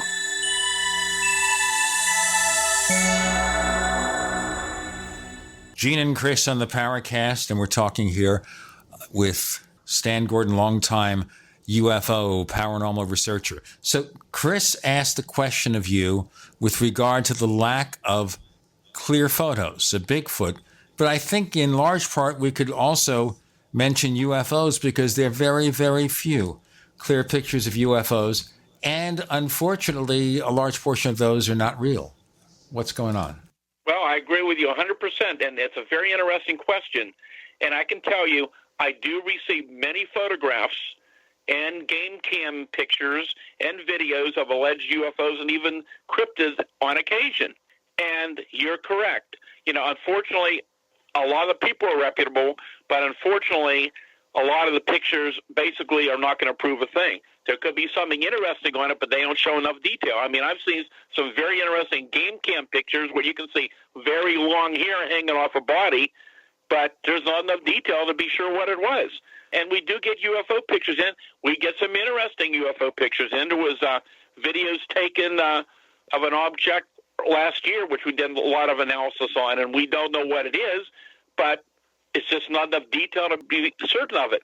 But a couple things. One, the reason, my feeling is the reason there's a lack of really good pictures is, one, a lot of this is a short-lived phenomena. With UFOs, it might be a matter of seconds, even with cryptids. With Bigfoot, they run out calmly in front of people's cars. Well, it was a matter of seconds that people are so shocked when they see it.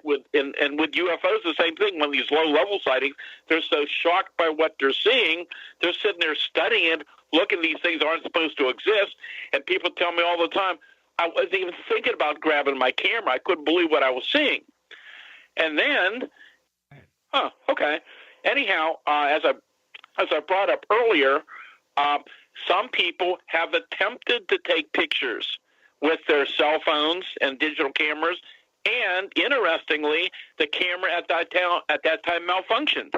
I told you about the one where the woman had the object hovering over Route 30. She tried to take a picture with an iPhone. It worked perfectly well before and after. It would not let it go into the photo mode. I think it was 2 years ago. This is up in the mountains up towards Donegal. Early morning, 10 o'clock in the morning, a beautiful morning. This fellow is sitting there by his window drinking a cup of coffee. His dog's lying there, and all of a sudden it got completely dark. And he thought, well, that's strange. It's like there's no rain. Like, what's causing everything to get dark? So he immediately got up, grabbed his fully charged camera, walked out the door. His dog, which always follows him, refused to go outside. The guy walked outside in his yard, and 500 feet above him is this huge, solid, black, triangular object that's hovering there, making no sound. He immediately grabs his camera, his phone, to grab a picture. It immediately discharged and lost all its power. That is something I hear about more and more in recent years. There have been, and I know it's not just in Pennsylvania. And this is a phenomena that those in the paranormal field commonly talk about power loss with their cameras as well. But so there is a number of different reasons why that people aren't able to come up with pictures. The phenomenon is short-lived in some cases. In other cases, people are so amazed at what they're seeing, they're studying phenomena, not thinking about taking a picture. And in some cases, people have attempted to take pictures and their equipment malfunctioned. But on occasion, we have gotten some pretty good photographs in, but it's not enough to say, well, these things are, who knows, extraterrestrial, interdimensional, time travelers, many, many theories out there, but I'm not so sure that any of us know for sure. And I said years ago, there's more than one origin for the unknown category of UFOs. Yeah, and the point to mention here, too, is in the early days of the UFO field, we had lots of stories about so-called electromagnetic effects, where a UFO or UFO flies overhead and the car stops. So this is not unusual. It's an ongoing thing. And also the problem is here, in addition to being nervous if you see something strange, and we all have these great cameras now on our pockets or purses. We have iPhones. We have Samsung, which makes very good cameras. And we have all this, but then most people who are listening, even with all those great cameras, we have another problem. When people are, say, walking on the street and they are busy looking down at their smartphones, they're not looking straight ahead, or we hope they are if they're crossing the street. They're certainly not looking up to see what could be going on up there. So that's unfortunate, but it also means a lot of opportunities might be lost. Yeah, and I had an incident last year, and I believe it's still on my website. If you scroll back through old cases, I remember many years ago, people used to say to me about UFO sightings, well, how come people only see these things over rural areas? Well, they don't. There are multitudes of sightings over populated areas here in Pennsylvania, the big cities, Harrisburg, Philadelphia, on the Pennsylvania Turnpike, Pittsburgh. I believe it was November of last year, a businessman was coming out of his office in downtown Pittsburgh. He was near the Mon River. He happened to look up, and just for a few seconds, he sees this object falling straight down from the sky, and it looks like it actually went into the Mon River, and he captured a few seconds of video and got some pretty good pictures of whatever this thing was. What about in terms of UFOs? What do you think are the best UFO photos you've seen? Oh, my gosh. Over the years, I've seen all the classic photographs that have been taken. There's some that have been taken locally here that I looked at and we investigated firsthand, which I consider them to be good ones. They're not pictures that are widely known, but cases we investigate over the years. And some of those I consider to be very, very good. Are they proof that they're extraterrestrial? Definitely not, or interdimensional, or whatever they might be. But they're indication there's something we were not able to identify easily. And I know there's a lot of good pictures out there, but you're correct. A lot of the pictures we see, and I've got some in even very recently, they're just nothing that's going to be able to identify for sure or give us any really good indicator of what we're dealing with. And the digital cameras today, because of electronic circuitry in them, they're not designed really to take photographs at night and try to focus on an image. And because of electronic circuitry in them, they can produce all kinds of false images. And some of the false images look very, very strange indeed, and they're completely different what people actually saw. So you've got to really look at these reports, and you've got to have a good analyst that really has the knowledge how to really figure out what exactly we're seeing in the pictures. Do you find much of cases of fakery? Believe it or not, as I mentioned, my hotline's been open since 1969. I've dealt with thousands of people. And it's very, very rare that we have a really overt hoax case. And when those generally happened, for example, back in the 73 with that UFO Bigfoot wave, and there was a lot of news coverage after the story began to come out. We had been having reports for weeks before there was any publicity on it. But when that came out, yeah, some of the local kids were cutting their wooden footprints out and making tracks. Very, very easy to tell the difference between a fabricated track and something that's legitimate. And then, again, we would be on other investigations, and people were calling in and seeing strange footprints. And some of them were huge and very odd-looking, but we were able to determine that what they were, it was due to the change in the weather conditions, the temperature conditions. For example, we found that a bear in the area, the back foot would meet up with the right foot. It would freeze and fuse together, then it would melt and expand and look like huge, giant footprints. So there's a lot of things that if you're out there really doing investigation, a lot of things look very strange, but sometimes there are explanations for them. We actually receive very few hoaxes. Most of them are very, very easily determined very quickly, so we don't have to spend a lot of time on them. Well, I hope we'll start finding more things out there to get us to an end game. Let me ask you a question that's a little outside of where we've been going, which is mostly case history, sightings here, sightings there, and something that will extend to our next segment. And that's about the witnesses themselves. Have you guys had the chance at all to profile the people who tend to see these things, whether any particular ethnic category, age category, or anything else might be more prevalent in terms of paranormal events? Very interesting thing. Later this month, we'll be completing 12 consecutive years of the Paracast. We'll continue with the greatest guests ever. Jerome Clark will be returning soon with a discussion about his new article for Fortean Times about the 1897 airship mystery. Nick Redfern has another book out. We'll be talking to him. A lot more coming. Stan Gordon, Gene Steinberg, Chris O'Brien, you're in the Paracast.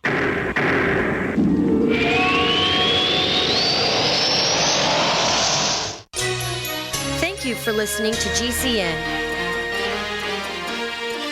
Visit GCNlive.com today. We also have swag. You know, we have all these exclusive Paracast things that you can buy. We've got 60 or so different items, and entails t-shirts, sleeves for notebook computers, iPad cases, mouse pads, the Paracast jumbo tote bag, all sorts of t-shirts and jackets and stuff like that for men and women. We have a Paracast aluminum water bottle. All this stuff, you go to store.theparacast.com, store.theparacast.com. What makes it special is that the items are the best quality, great t-shirts, fabrics, and they have our official logo on them. That's what makes them special, in multiple sizes and colors. We even have stuff for children, stuff for women, stuff for men. We have all sorts of sizes, like small up to X large. A lot of good stuff. That's the swag from the Paracast. You go to store.theparacast.com, stop by, and take a shopping tour. It's a no-brainer. A Big Berkey water filter is the one you need, period. You need a water filter that removes chlorine, fluoride, pharmaceuticals, BPA, and other endocrine disruptors, pesticides, bacteria, viruses, and much more, right? And does it all at only 2 cents per gallon. Get the original and most trusted name in gravity water filtration, Big Berkey. And now GCN listeners receive 5% off ceramic filter systems using code GCN. Call or click 1-877-99-BERKEY or BigBerkeyWaterFilters.com. That's 1-877-99-BERKEY. 1 out of 4 people listening to my voice right now could die from heart disease. This could be your last year, and you don't even know it because you don't know the early warning signs. If you think you're safe because your cholesterol levels are normal, think again, because studies show that 75% of heart attack patients also had normal cholesterol levels. Let me introduce you to Strauss Heart Drops, a world-famous heart and brain formula made in Canada. It's time-tested and will give you clinical results in 90 days or your money back. Learn more at scienceofheartdisease.com. They are shipping free this month.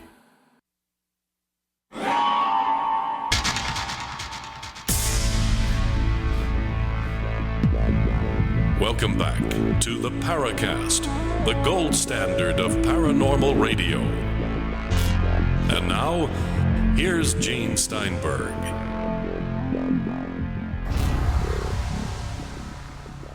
Stan Gordon is with us, and I kind of wanted to focus on the personal aspects of these cases, whether the profile of the witness gives us any clues as to who might be more susceptible to seeing something. No, actually, just thinking back and the multitudes of witnesses I've talked to, and again, they range from young children, parents, mothers, fathers, males, females of all different backgrounds. Many people I interviewed were what I would consider professionals, police officers, municipal police, state police. I've interviewed commercial pilots, corporate pilots, private pilots who have encountered UFOs.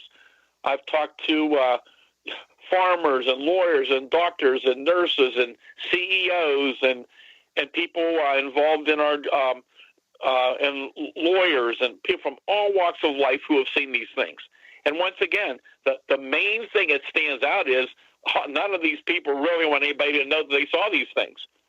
And it's just like, recently I dealt with a police officer who had a very bizarre encounter with a very bizarre creature, and he contacted me soon after he got off of patrol, but he didn't want to make a report on it, and I've been very careful not to identify, where it happened and who he was, because he doesn't want to be identified. He has nothing to gain by this.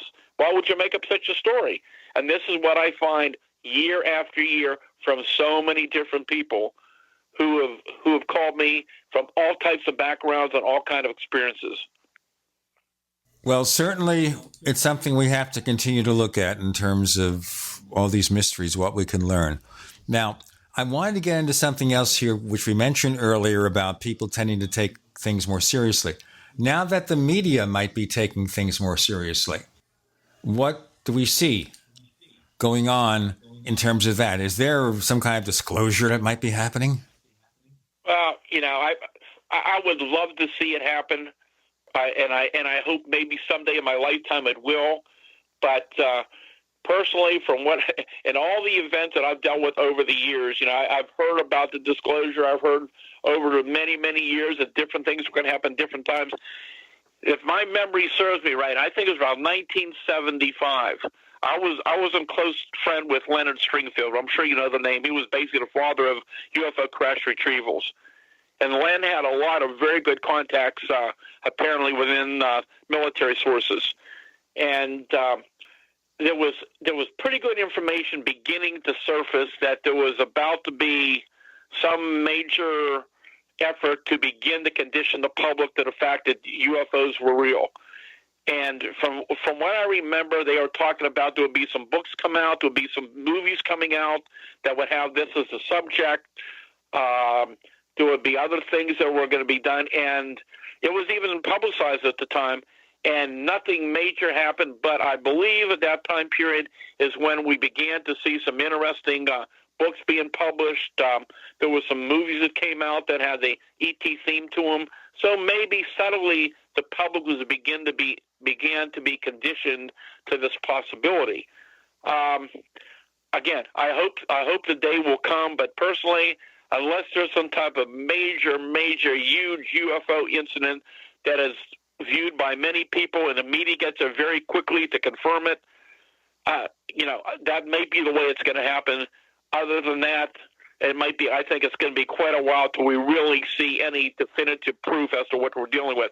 And personally, my feeling is that the government has always been involved in UFO investigations. We know, of course, they started going back to 1947. I believe it was Project Sign, then Project Grudge, and Project Blue Book.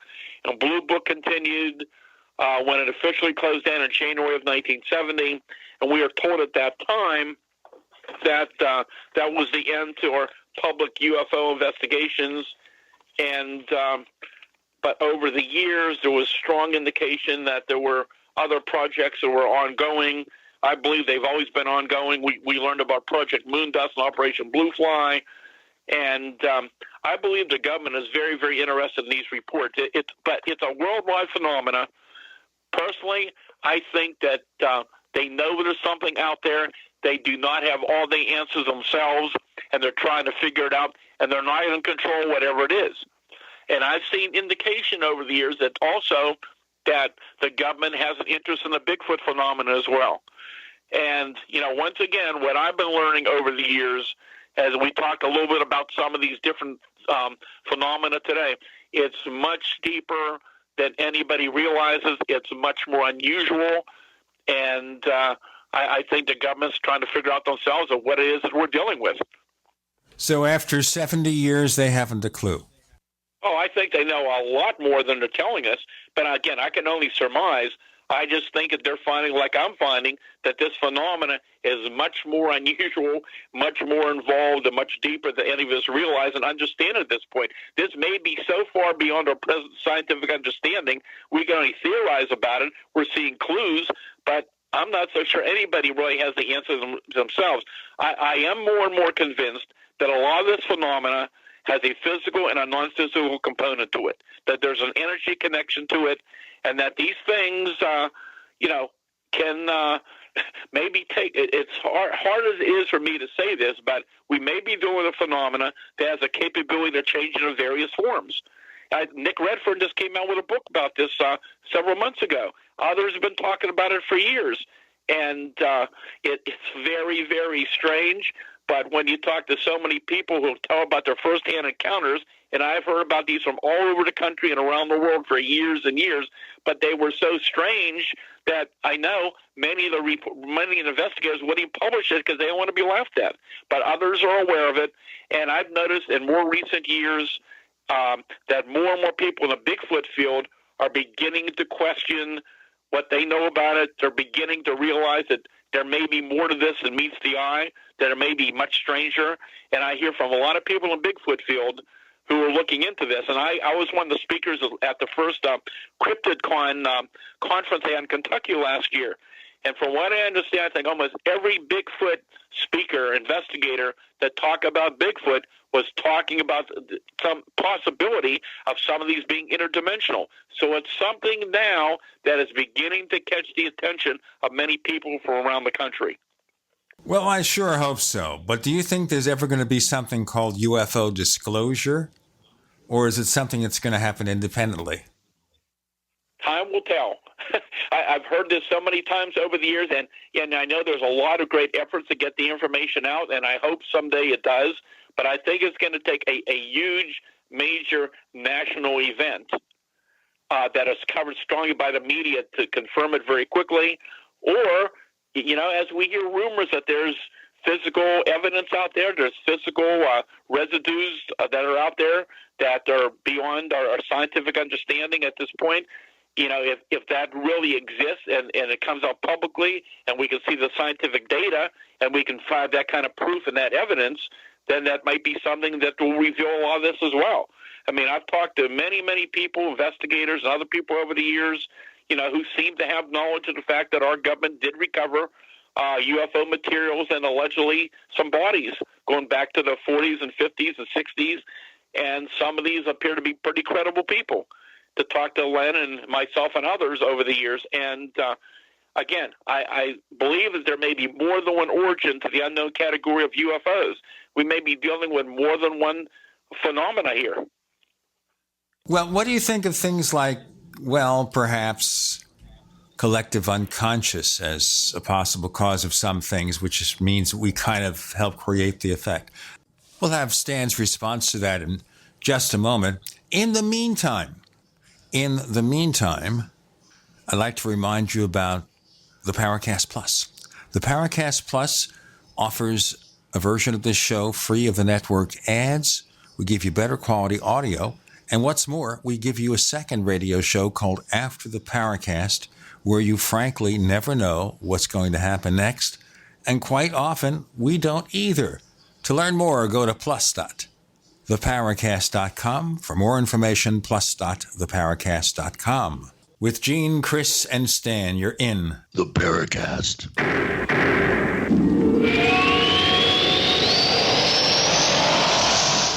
Attack of the Rockoids has been well received by critics and readers alike. It's a thrill-a-minute story you'll never forget. A former U.S. military intelligence officer is haunted by intense dreams about a beautiful woman pleading for his help after a terrible battle in outer space. But the dreams turn out to be true and thrust him into a telepathic love affair with a woman whose faraway planet is intent on destroying the Earth. And now the gripping tale continues in The Coming of the Protectors.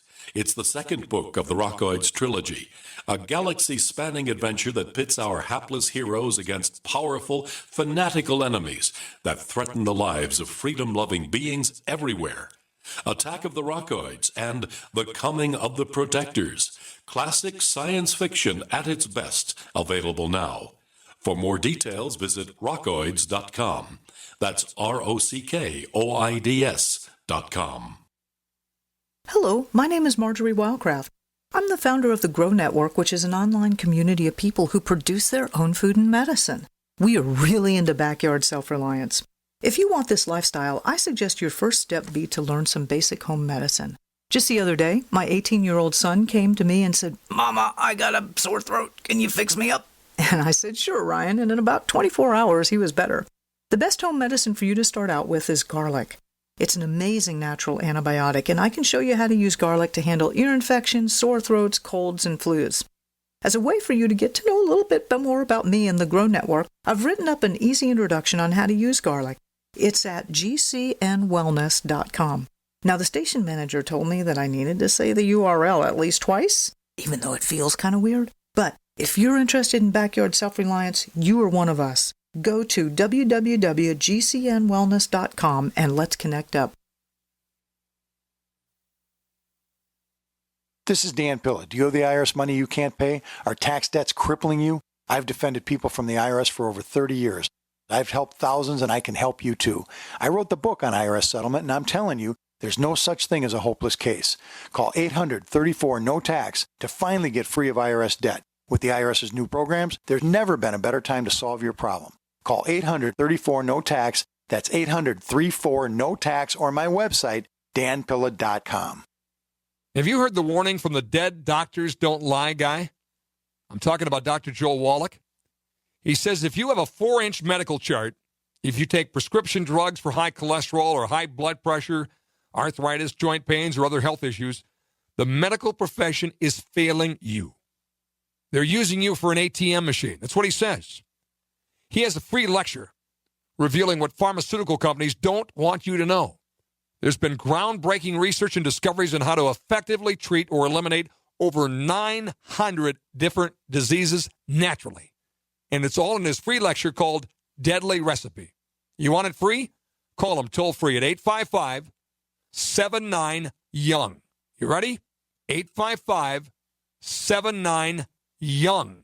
Dr. Joel Wallach, the dead doctors don't lie guy, says there's no reason why we shouldn't live to be at least 100 and have a great time getting there. The answer to being in control of your own healthcare is freedom from insurance. Become part of a group of self-pay patients that come together to share in each other's medical expenses. Individual share amounts begin at $107 a month and $347 for families. Choose from 3 health-sharing programs. Holistic treatments may be eligible for sharing. See guidelines. Discount programs available for dental, vision, and pharmacy. Go to libertyoncall.org. That's libertyoncall.org. We'd like to hear from you. If you have a comment or question about the Paracast, send it to news@theparacast.com. That's news@theparacast.com. And don't forget to visit our famous Paracast community forums at forum.theparacast.com. So things like a collective unconscious, or what Greg Bishop talks about as a co-creation effect, that we're somehow partly creating the UFO effect. Again, there may be theories and explanations that may explain certain individual cases, but what I've looked at is the multitudes of people I've interviewed, the different patterns we've seen over the years, the similarity of details in the reports. And let me tell you about the sighting that happened recently with this police officer. Like, what is it this guy saw? And then there was a follow-up witness who saw something very similar several weeks later, who knew nothing about the other report. That person didn't have a computer. And this just happened in late August of last year. This was in Westmoreland County, Pennsylvania, in southwest part of the state. The officer's on patrol in a wooded area that he frequently patrolled. He knew the area pretty well. As he's riding down the road that evening, he notices what appears to be a ball of very dull white light low to the ground. And he thought, that's pretty unusual because he doesn't remember any artificial lighting out there. So he gets a little close and stops his vehicle and he's watching. And all of a sudden, he said he got about 150 yards away from the round light, then moved a little closer. And he said, suddenly this light suddenly rose up or stood up from the ground. Then he observed something that he couldn't process. He couldn't understand what he saw. He said it was the weirdest thing he had ever seen.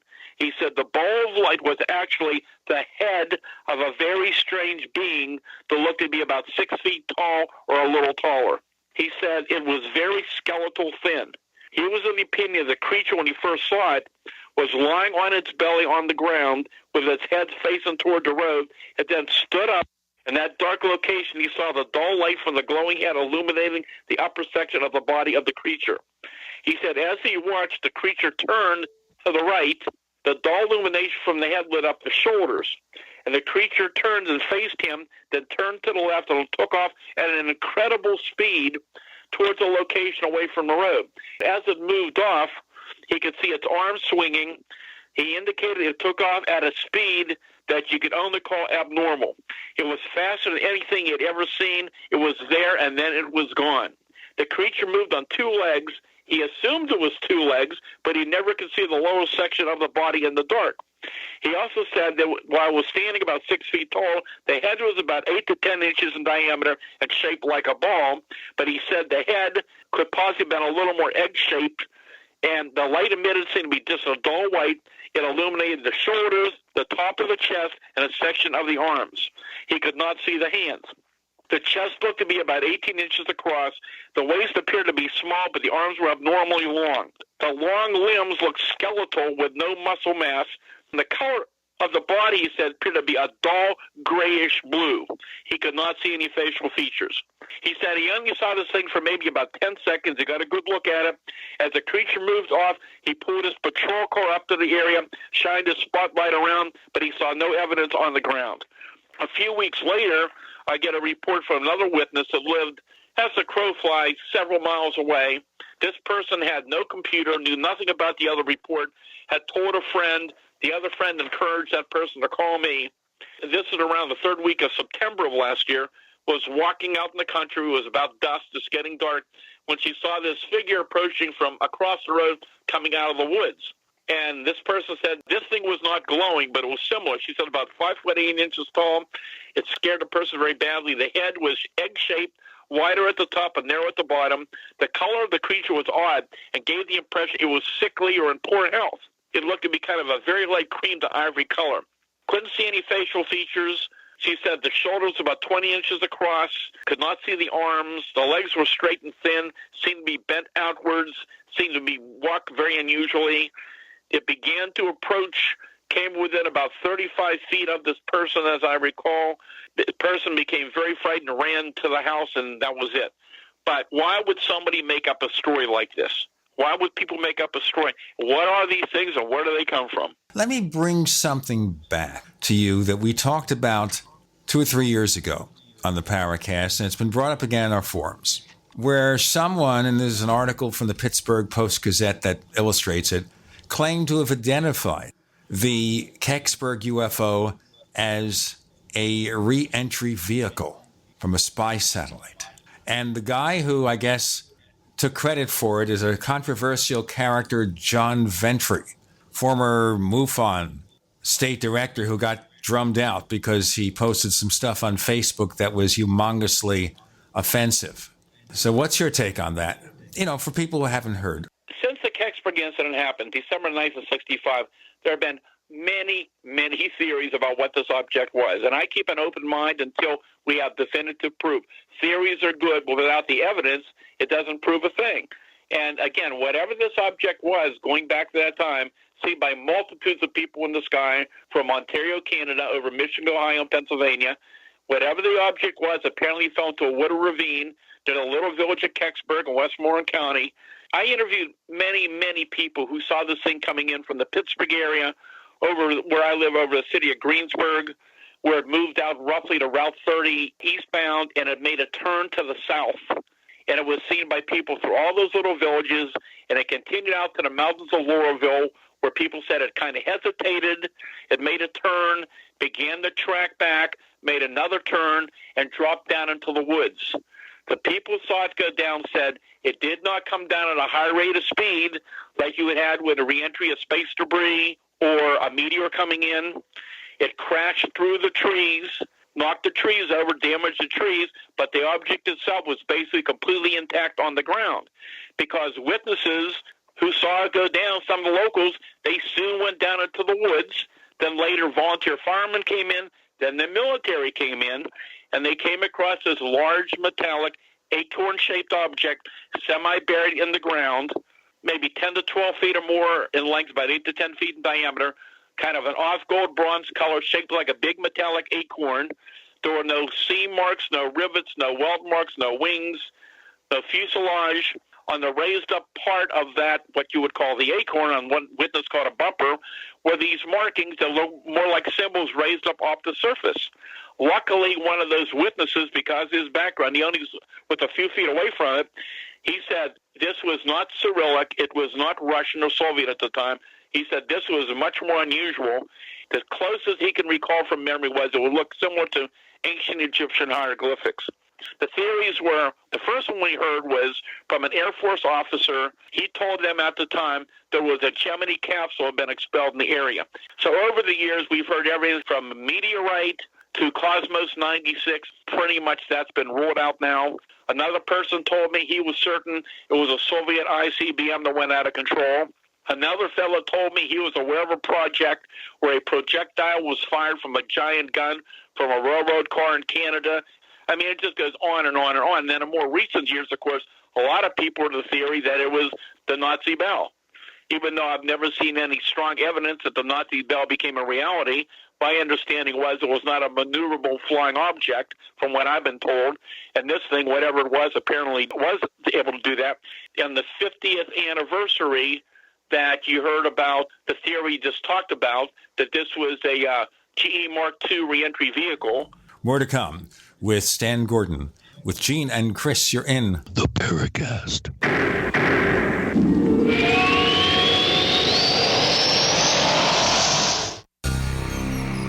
Thank you for listening to GCN. Visit GCNlive.com today.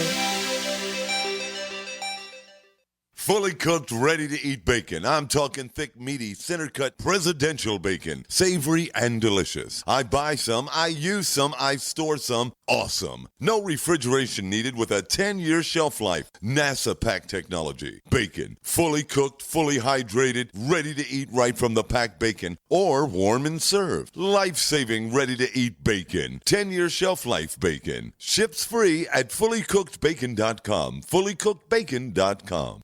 Water is the single most important thing your body needs, so you want to be sure it's the best for you and your family. Since 2005, thousands have depended on Berkey purified water. The Berkey Guy provides the lowest priced filtration systems in every size. For incredibly delicious water now and in an emergency, get to GoBerkey.com or call 877-886-3653. 877-886-3653. GoBerkey.com. Message and data rates may apply. You don't follow the herd. You blaze your own trail. And you're as adventurous in the kitchen as you are in life. Whether it's paddleboard yoga or Peruvian steak, you're the first to try new things. So are we. We're Green Chef, the first USDA-certified organic meal kit delivery service. We offer delicious meal plans for 7 different lifestyles: paleo, gluten-free, keto, vegetarian, vegan, carnivore, and omnivore. Want to be the first of your friends to try Green Chef?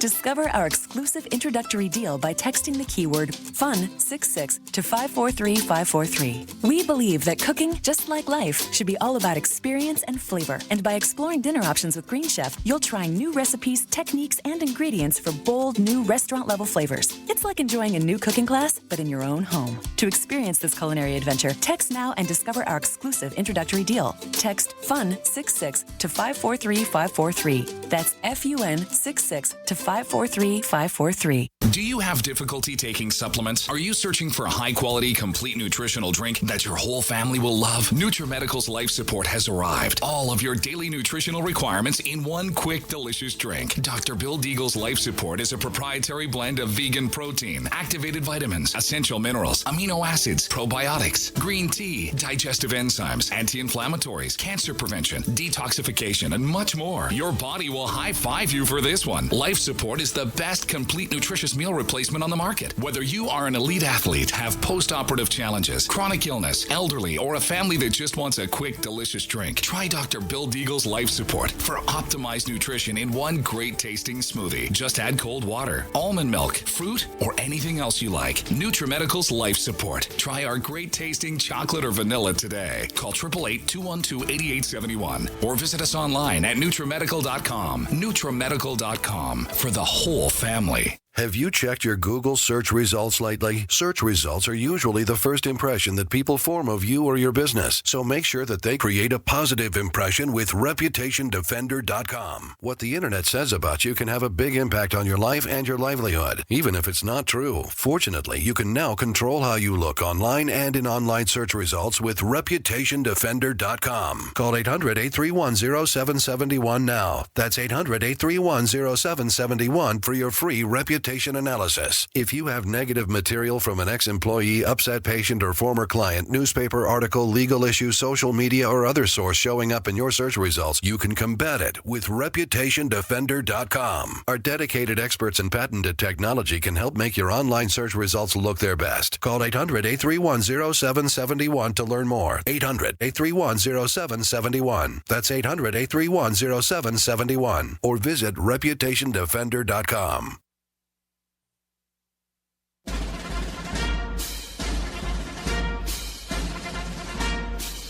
Hi, it's Grant Cameron from PresidentialUFO.com. You're listening to the Paracast, the gold standard of paranormal radio.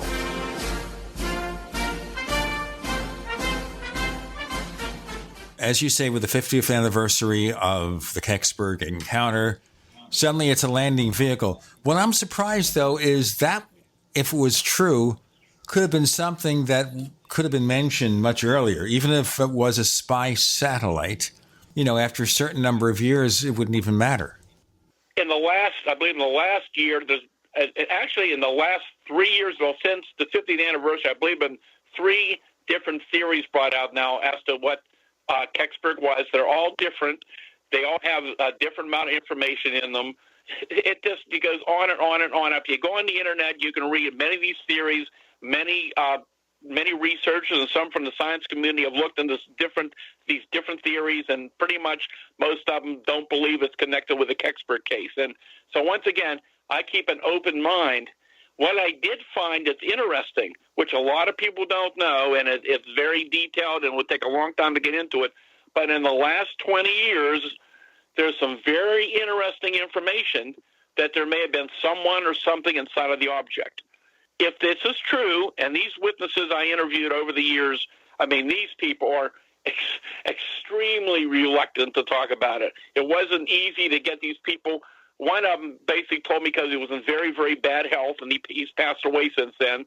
The other one I had heard about years ago, back I think it was 2002, and I heard about him. His name came up, I think, like 13, 14 years before. And I had contacted him at that time because I heard a rumor that he had been hiding down in the woods and watching the recovery operation, and he wouldn't deny it, but he said he was afraid of getting involved. He didn't want his family involved. And then it was, I believe, in 2002 when the Sci-Fi Channel was backing a big investigation on the Kecksburg case with Leslie Kane, who was directing a group called the Coalition for Freedom of Information, and his name came up among others who were willing to share their information on the case with me, and I was able to interview him at that time. And without getting into a lot of detail, I spent a lot of time with him. He was going to back out even when I went out to talk to him at that time. He was reluctant to talk about it, but we spent some time together, and he began to unfold and tell me the story of the fact that he was hiding down in the woods that day as the military was just arriving on the scene, and he indicated that he saw something down there which suggested there was something inside of the object. We've heard some other information out there, and I'm not saying that this is extraterrestrial, but also I think some of these reports from these people are very compelling. So I'd say there may be more to this than any of us really know about at this point. Is there any reason to think, though, that at least some sightings, especially in the 40s and 50s, may have been misidentified government craft, possibly test aircraft of some sort?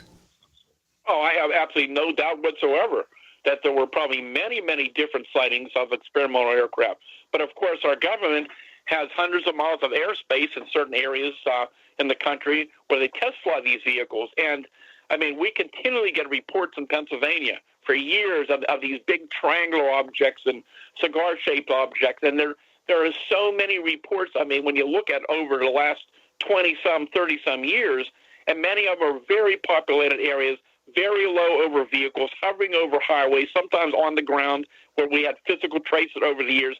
it doesn't make sense that if it was something so secretive that a government would be continually flying over populated areas. But I have no doubt, yes, there were many misidentifications in some parts of the country of some of these test devices.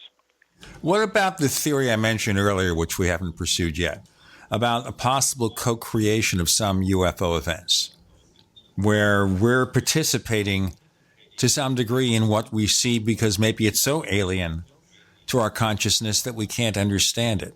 And therefore we use our culture, just as maybe in the Middle Ages we saw other sorts of things, such as leprechauns and such, that we interpret a phenomenon in accordance with our understanding of the present day. And today it's a science fiction culture. What do you think? Well, again, some people who encounter these creatures, they're probably trying to figure out to the best of their understanding. They're seeing something that is not supposed to exist, but they're trying to see if it's similar to something they've read about or heard about, or something that's maybe fictitious, but it looks similar to what they're seeing. So maybe in some cases it plays a role in it. And just as we're talking here, it brings up something I found years ago. Many, many years ago, as I'm beginning to study the backgrounds of some people, I begin to find that some of these people had a long history from the time they were young of having very type of paranormal experiences. They would have dreams that came true, premonitions. They would have incidents of paranormal phenomena in their home. And I wondered for years, could it be that some people possibly have some type of, they're able to perceive some phenomena that other people can't, that maybe they're more sensitive to the phenomena, that maybe in some cases the phenomena is attracted to them. And I remember years ago, there was an incident where there was a group of people, and some of the people, small number of people in that group, were seeing this large structured object hovering very low above them, and the other people couldn't see it.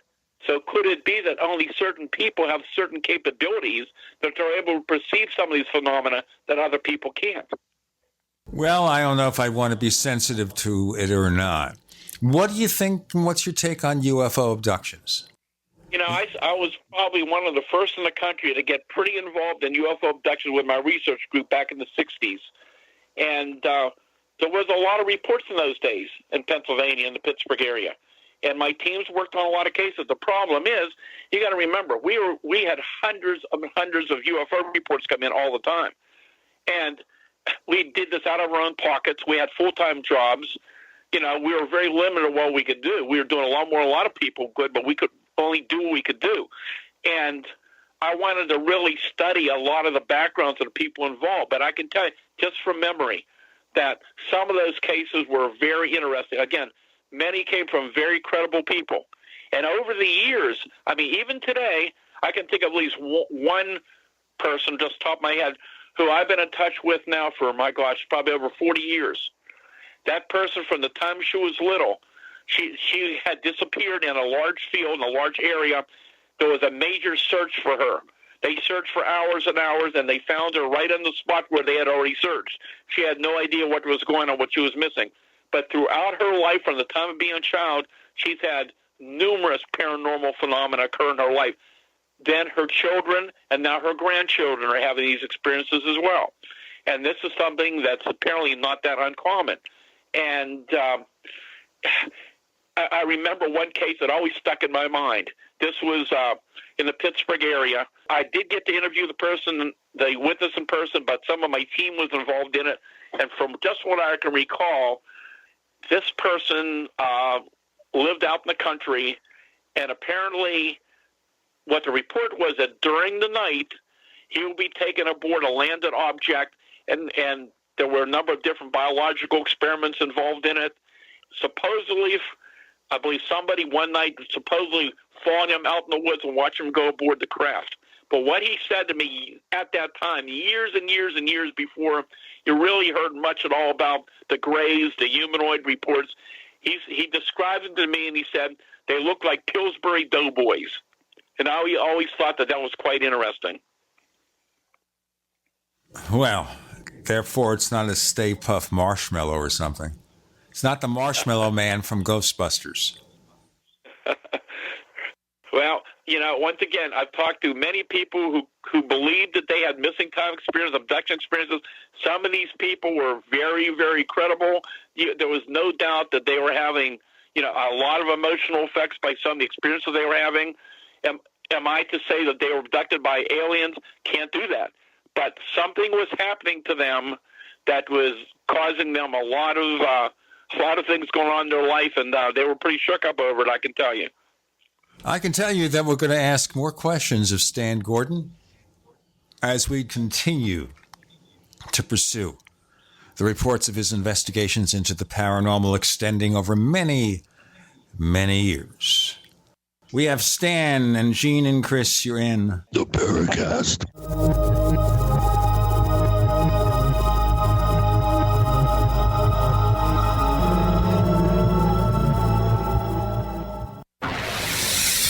You are listening to GCN. Visit GCNlive.com today. As you know, neighbors, web hosting can be pretty cheap, but not all hosting is the same. DreamHost wins Best of Awards year after year. You get unlimited disk space, unlimited bandwidth, and even the low-cost plans put your sites on high-performance SSDs. Want to know more about what DreamHost has to offer? Go to technightowl.com/host. Once again, that's technightowl.com/host. First came Attack of the Rockoids, and it was a critically acclaimed success. And now there's The Coming of the Protectors. A former military intelligence man is contacted by a space woman in a dream that turns out to be a nightmare because evil forces on our distant planet are planning to conquer the Earth. This is gripping science fiction of the classic kind. Attack of the Rockoids and The Coming of the Protectors. Find out more at rockoids.com. That's Rockoids, ROCKOIDS.com. It's a no-brainer. A Big Berkey water filter is the one you need, period. You need a water filter that removes chlorine, fluoride, pharmaceuticals, BPA, and other endocrine disruptors, pesticides, bacteria, viruses, and much more, right? And does it all at only 2 cents per gallon. Get the original and most trusted name in gravity water filtration, Big Berkey. And now GCN listeners receive 5% off ceramic filter systems using code GCN. Call or click 1-877-99-BERKEY or BigBerkeyWaterFilters.com. That's 1-877-99-BERKEY. Cancer categorizes over 100 diseases. Though we do not diagnose, treat, or cure cancer, GCN team is offering the Clemson University study where there was up to a 95% reduction in cancerous cells when exposed to a plant-derived mineral supplement. If you or a loved one are searching for answers to this horrifying disease, come to GCNteam.com or call 877-878-4203. We'll email you a copy for free. That's 877-878-4203.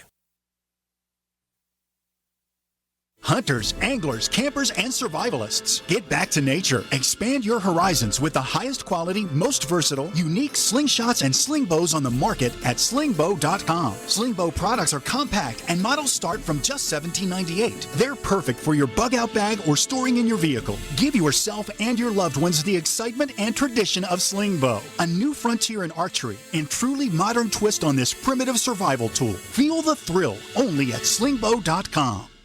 Does the current world crisis in North Korea or our domestic crisis right here in America concern you? Well, I know it concerns me. My friends over at Legacy Food Storage have solutions in the event there's the inevitable. What's the inevitable? Civil unrest, a run on your local grocery store. And here's my question to you. If this happens, how do you feed your children? How do you feed your grandchildren? Legacy Food Storage has the solutions. In fact, they can help you implement a simple plan to take care of your needs in the event of the inevitable. By calling them right now, I have authorized them to give you a special 20% discount at checkout by simply using GCN. Call 888-543-7345 or visit them at legacyfoodstorage.com. That's 888-543-7345 or visiting them at legacyfoodstorage.com. Make sure you use GCN at checkout for an incredible 20% discount. Don't be a victim. Take control of your life now. Hi, this is Ted Anderson. I'm here to tell you about GCNtelecare.com, a team of board-certified doctors assisting you 24 hours a day, 7 days a week, 365 days a year. Within 15 minutes of registration, care your family can afford. Revolutionizing the healthcare industry, virtual consulting providing diagnosis of non-emergency medical issues by phone or secure video on computer or smart mobile devices. GCNtelecare.com. Virtual care anywhere.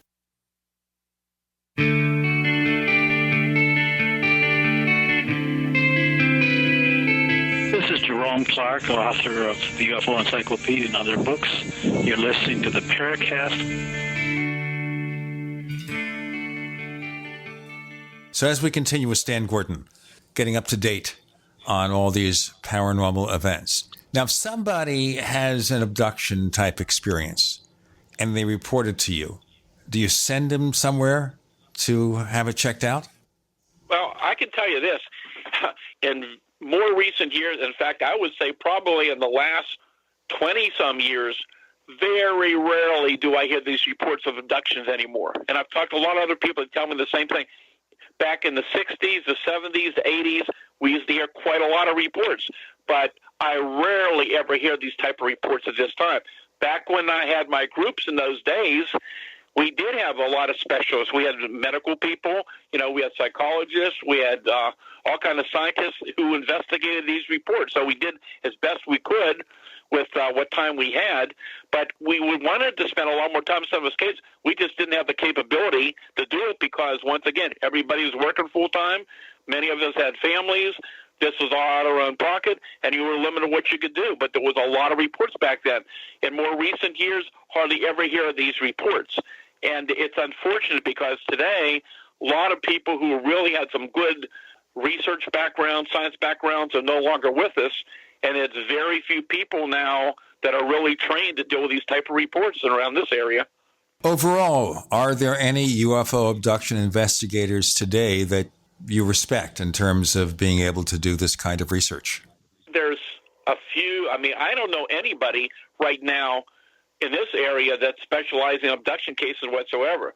I knew a lot of the I knew Bud Hopkins, and I knew Dave from up down in Philadelphia. I believe he's still involved in some of these things. But most of the people I know involved, unfortunately, either are now completely retired out of the field or unfortunately have passed away. So there's nobody that I know right now that's really deeply involved in the abduction phenomena. A lot of the people I deal with now are very deeply involved in the UFO phenomena and dealing with cryptid reports. Of course, we have Kathleen Marden.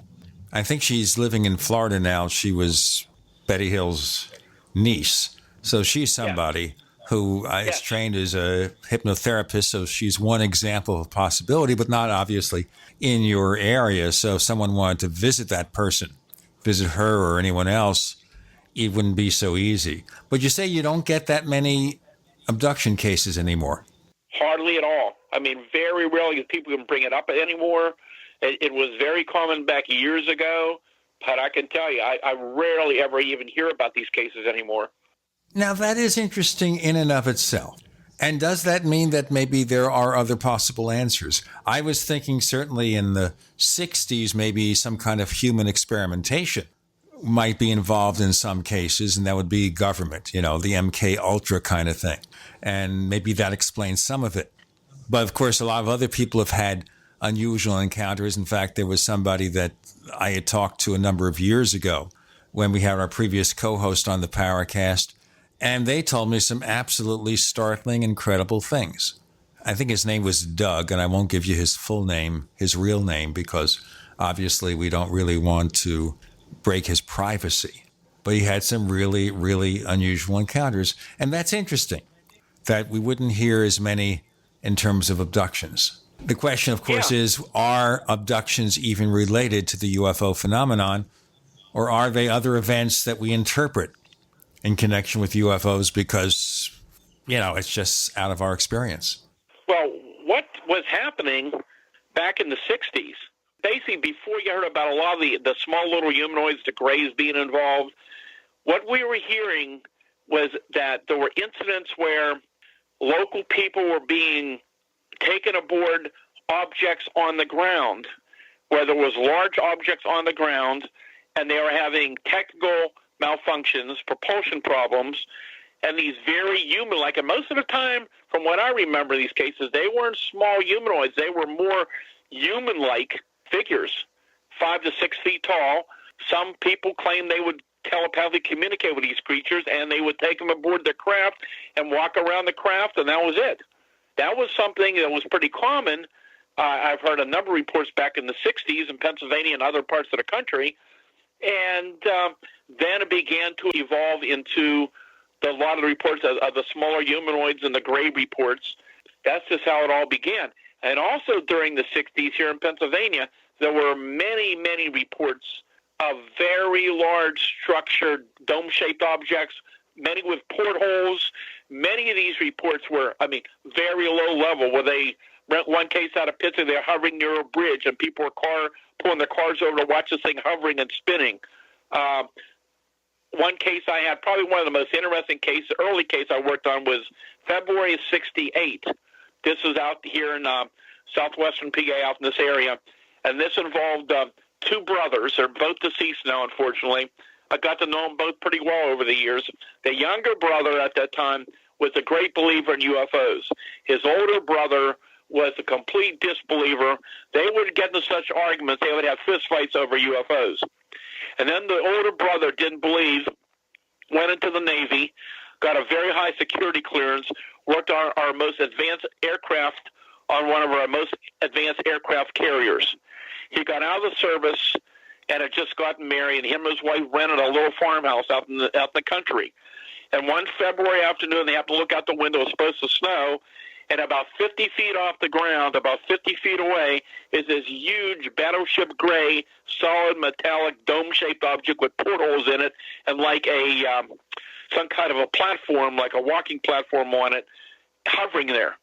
And he calls his wife, and she stands there, and they're looking at this thing, and they step outside, and these two little humanoid creatures come on the little pathway there on the vehicle. And at one point, one of them looks directly at him and his wife. He gets on the phone and calls his brother, who believed in this stuff, and he and his wife get out there. It was about 20 minutes away, and it's still there, but it's starting to snow pretty hard now. It's about 100 feet up, hovering above them, and they watch this thing suddenly shoots off into the sky. In a matter of seconds, it looks like a bright star going across the heavens. They called the local airport, and they were told, you're one of many people calling in reporting seeing the same thing. Once again, that brother didn't believe, became a believer. And as I said, for many people, you have to see it yourself to really realize these phenomena are ongoing. So there were a lot of reports back in the 60s of these very large structured craft all over Pennsylvania. The capital, Harrisburg, Pennsylvania, had a massive UFO wave for weeks that was making the local and national news. Many, many sightings of landings and weird UFO reports that were going on down there. It was going on all over the state for many years in the 60s. So there was a lot of interesting things going on back in those days.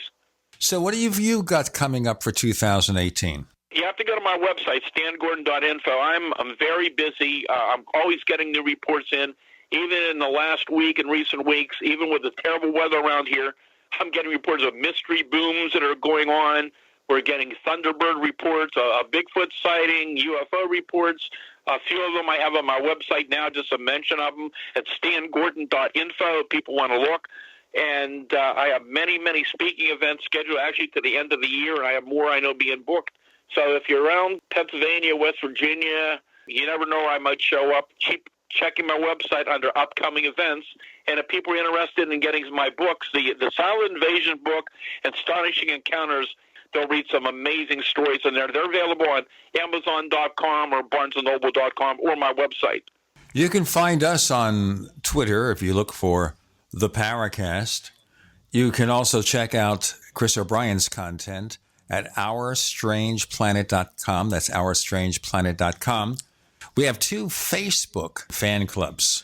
We also have an official Paracast channel on YouTube. And by the way, our 10th anniversary episode of the Paracast and after the Paracast are available as a sampling of the Paracast Plus. So you hear the version of the show free of network ads. You hear after the Paracast, which is otherwise only available if you subscribe to the Paracast Plus. Go to plus.theparacast.com. That's plus.theparacast.com. theparacast.com. Prices start, by the way, at just $1.49 a week. That's cheaper than the coffee at many of those convenience stores, and it goes up to like $4.99 for the month. And we have annual subscriptions and 5-year and lifetime subscriptions. For the longer term, we give you free stuff. Plus.theparacast.com. Stan Gordon, always fun to talk to you and learn about what's going on in that amazing state of Pennsylvania. Thank you for joining us on the Paracast. Thanks for having me on. It was a lot of fun.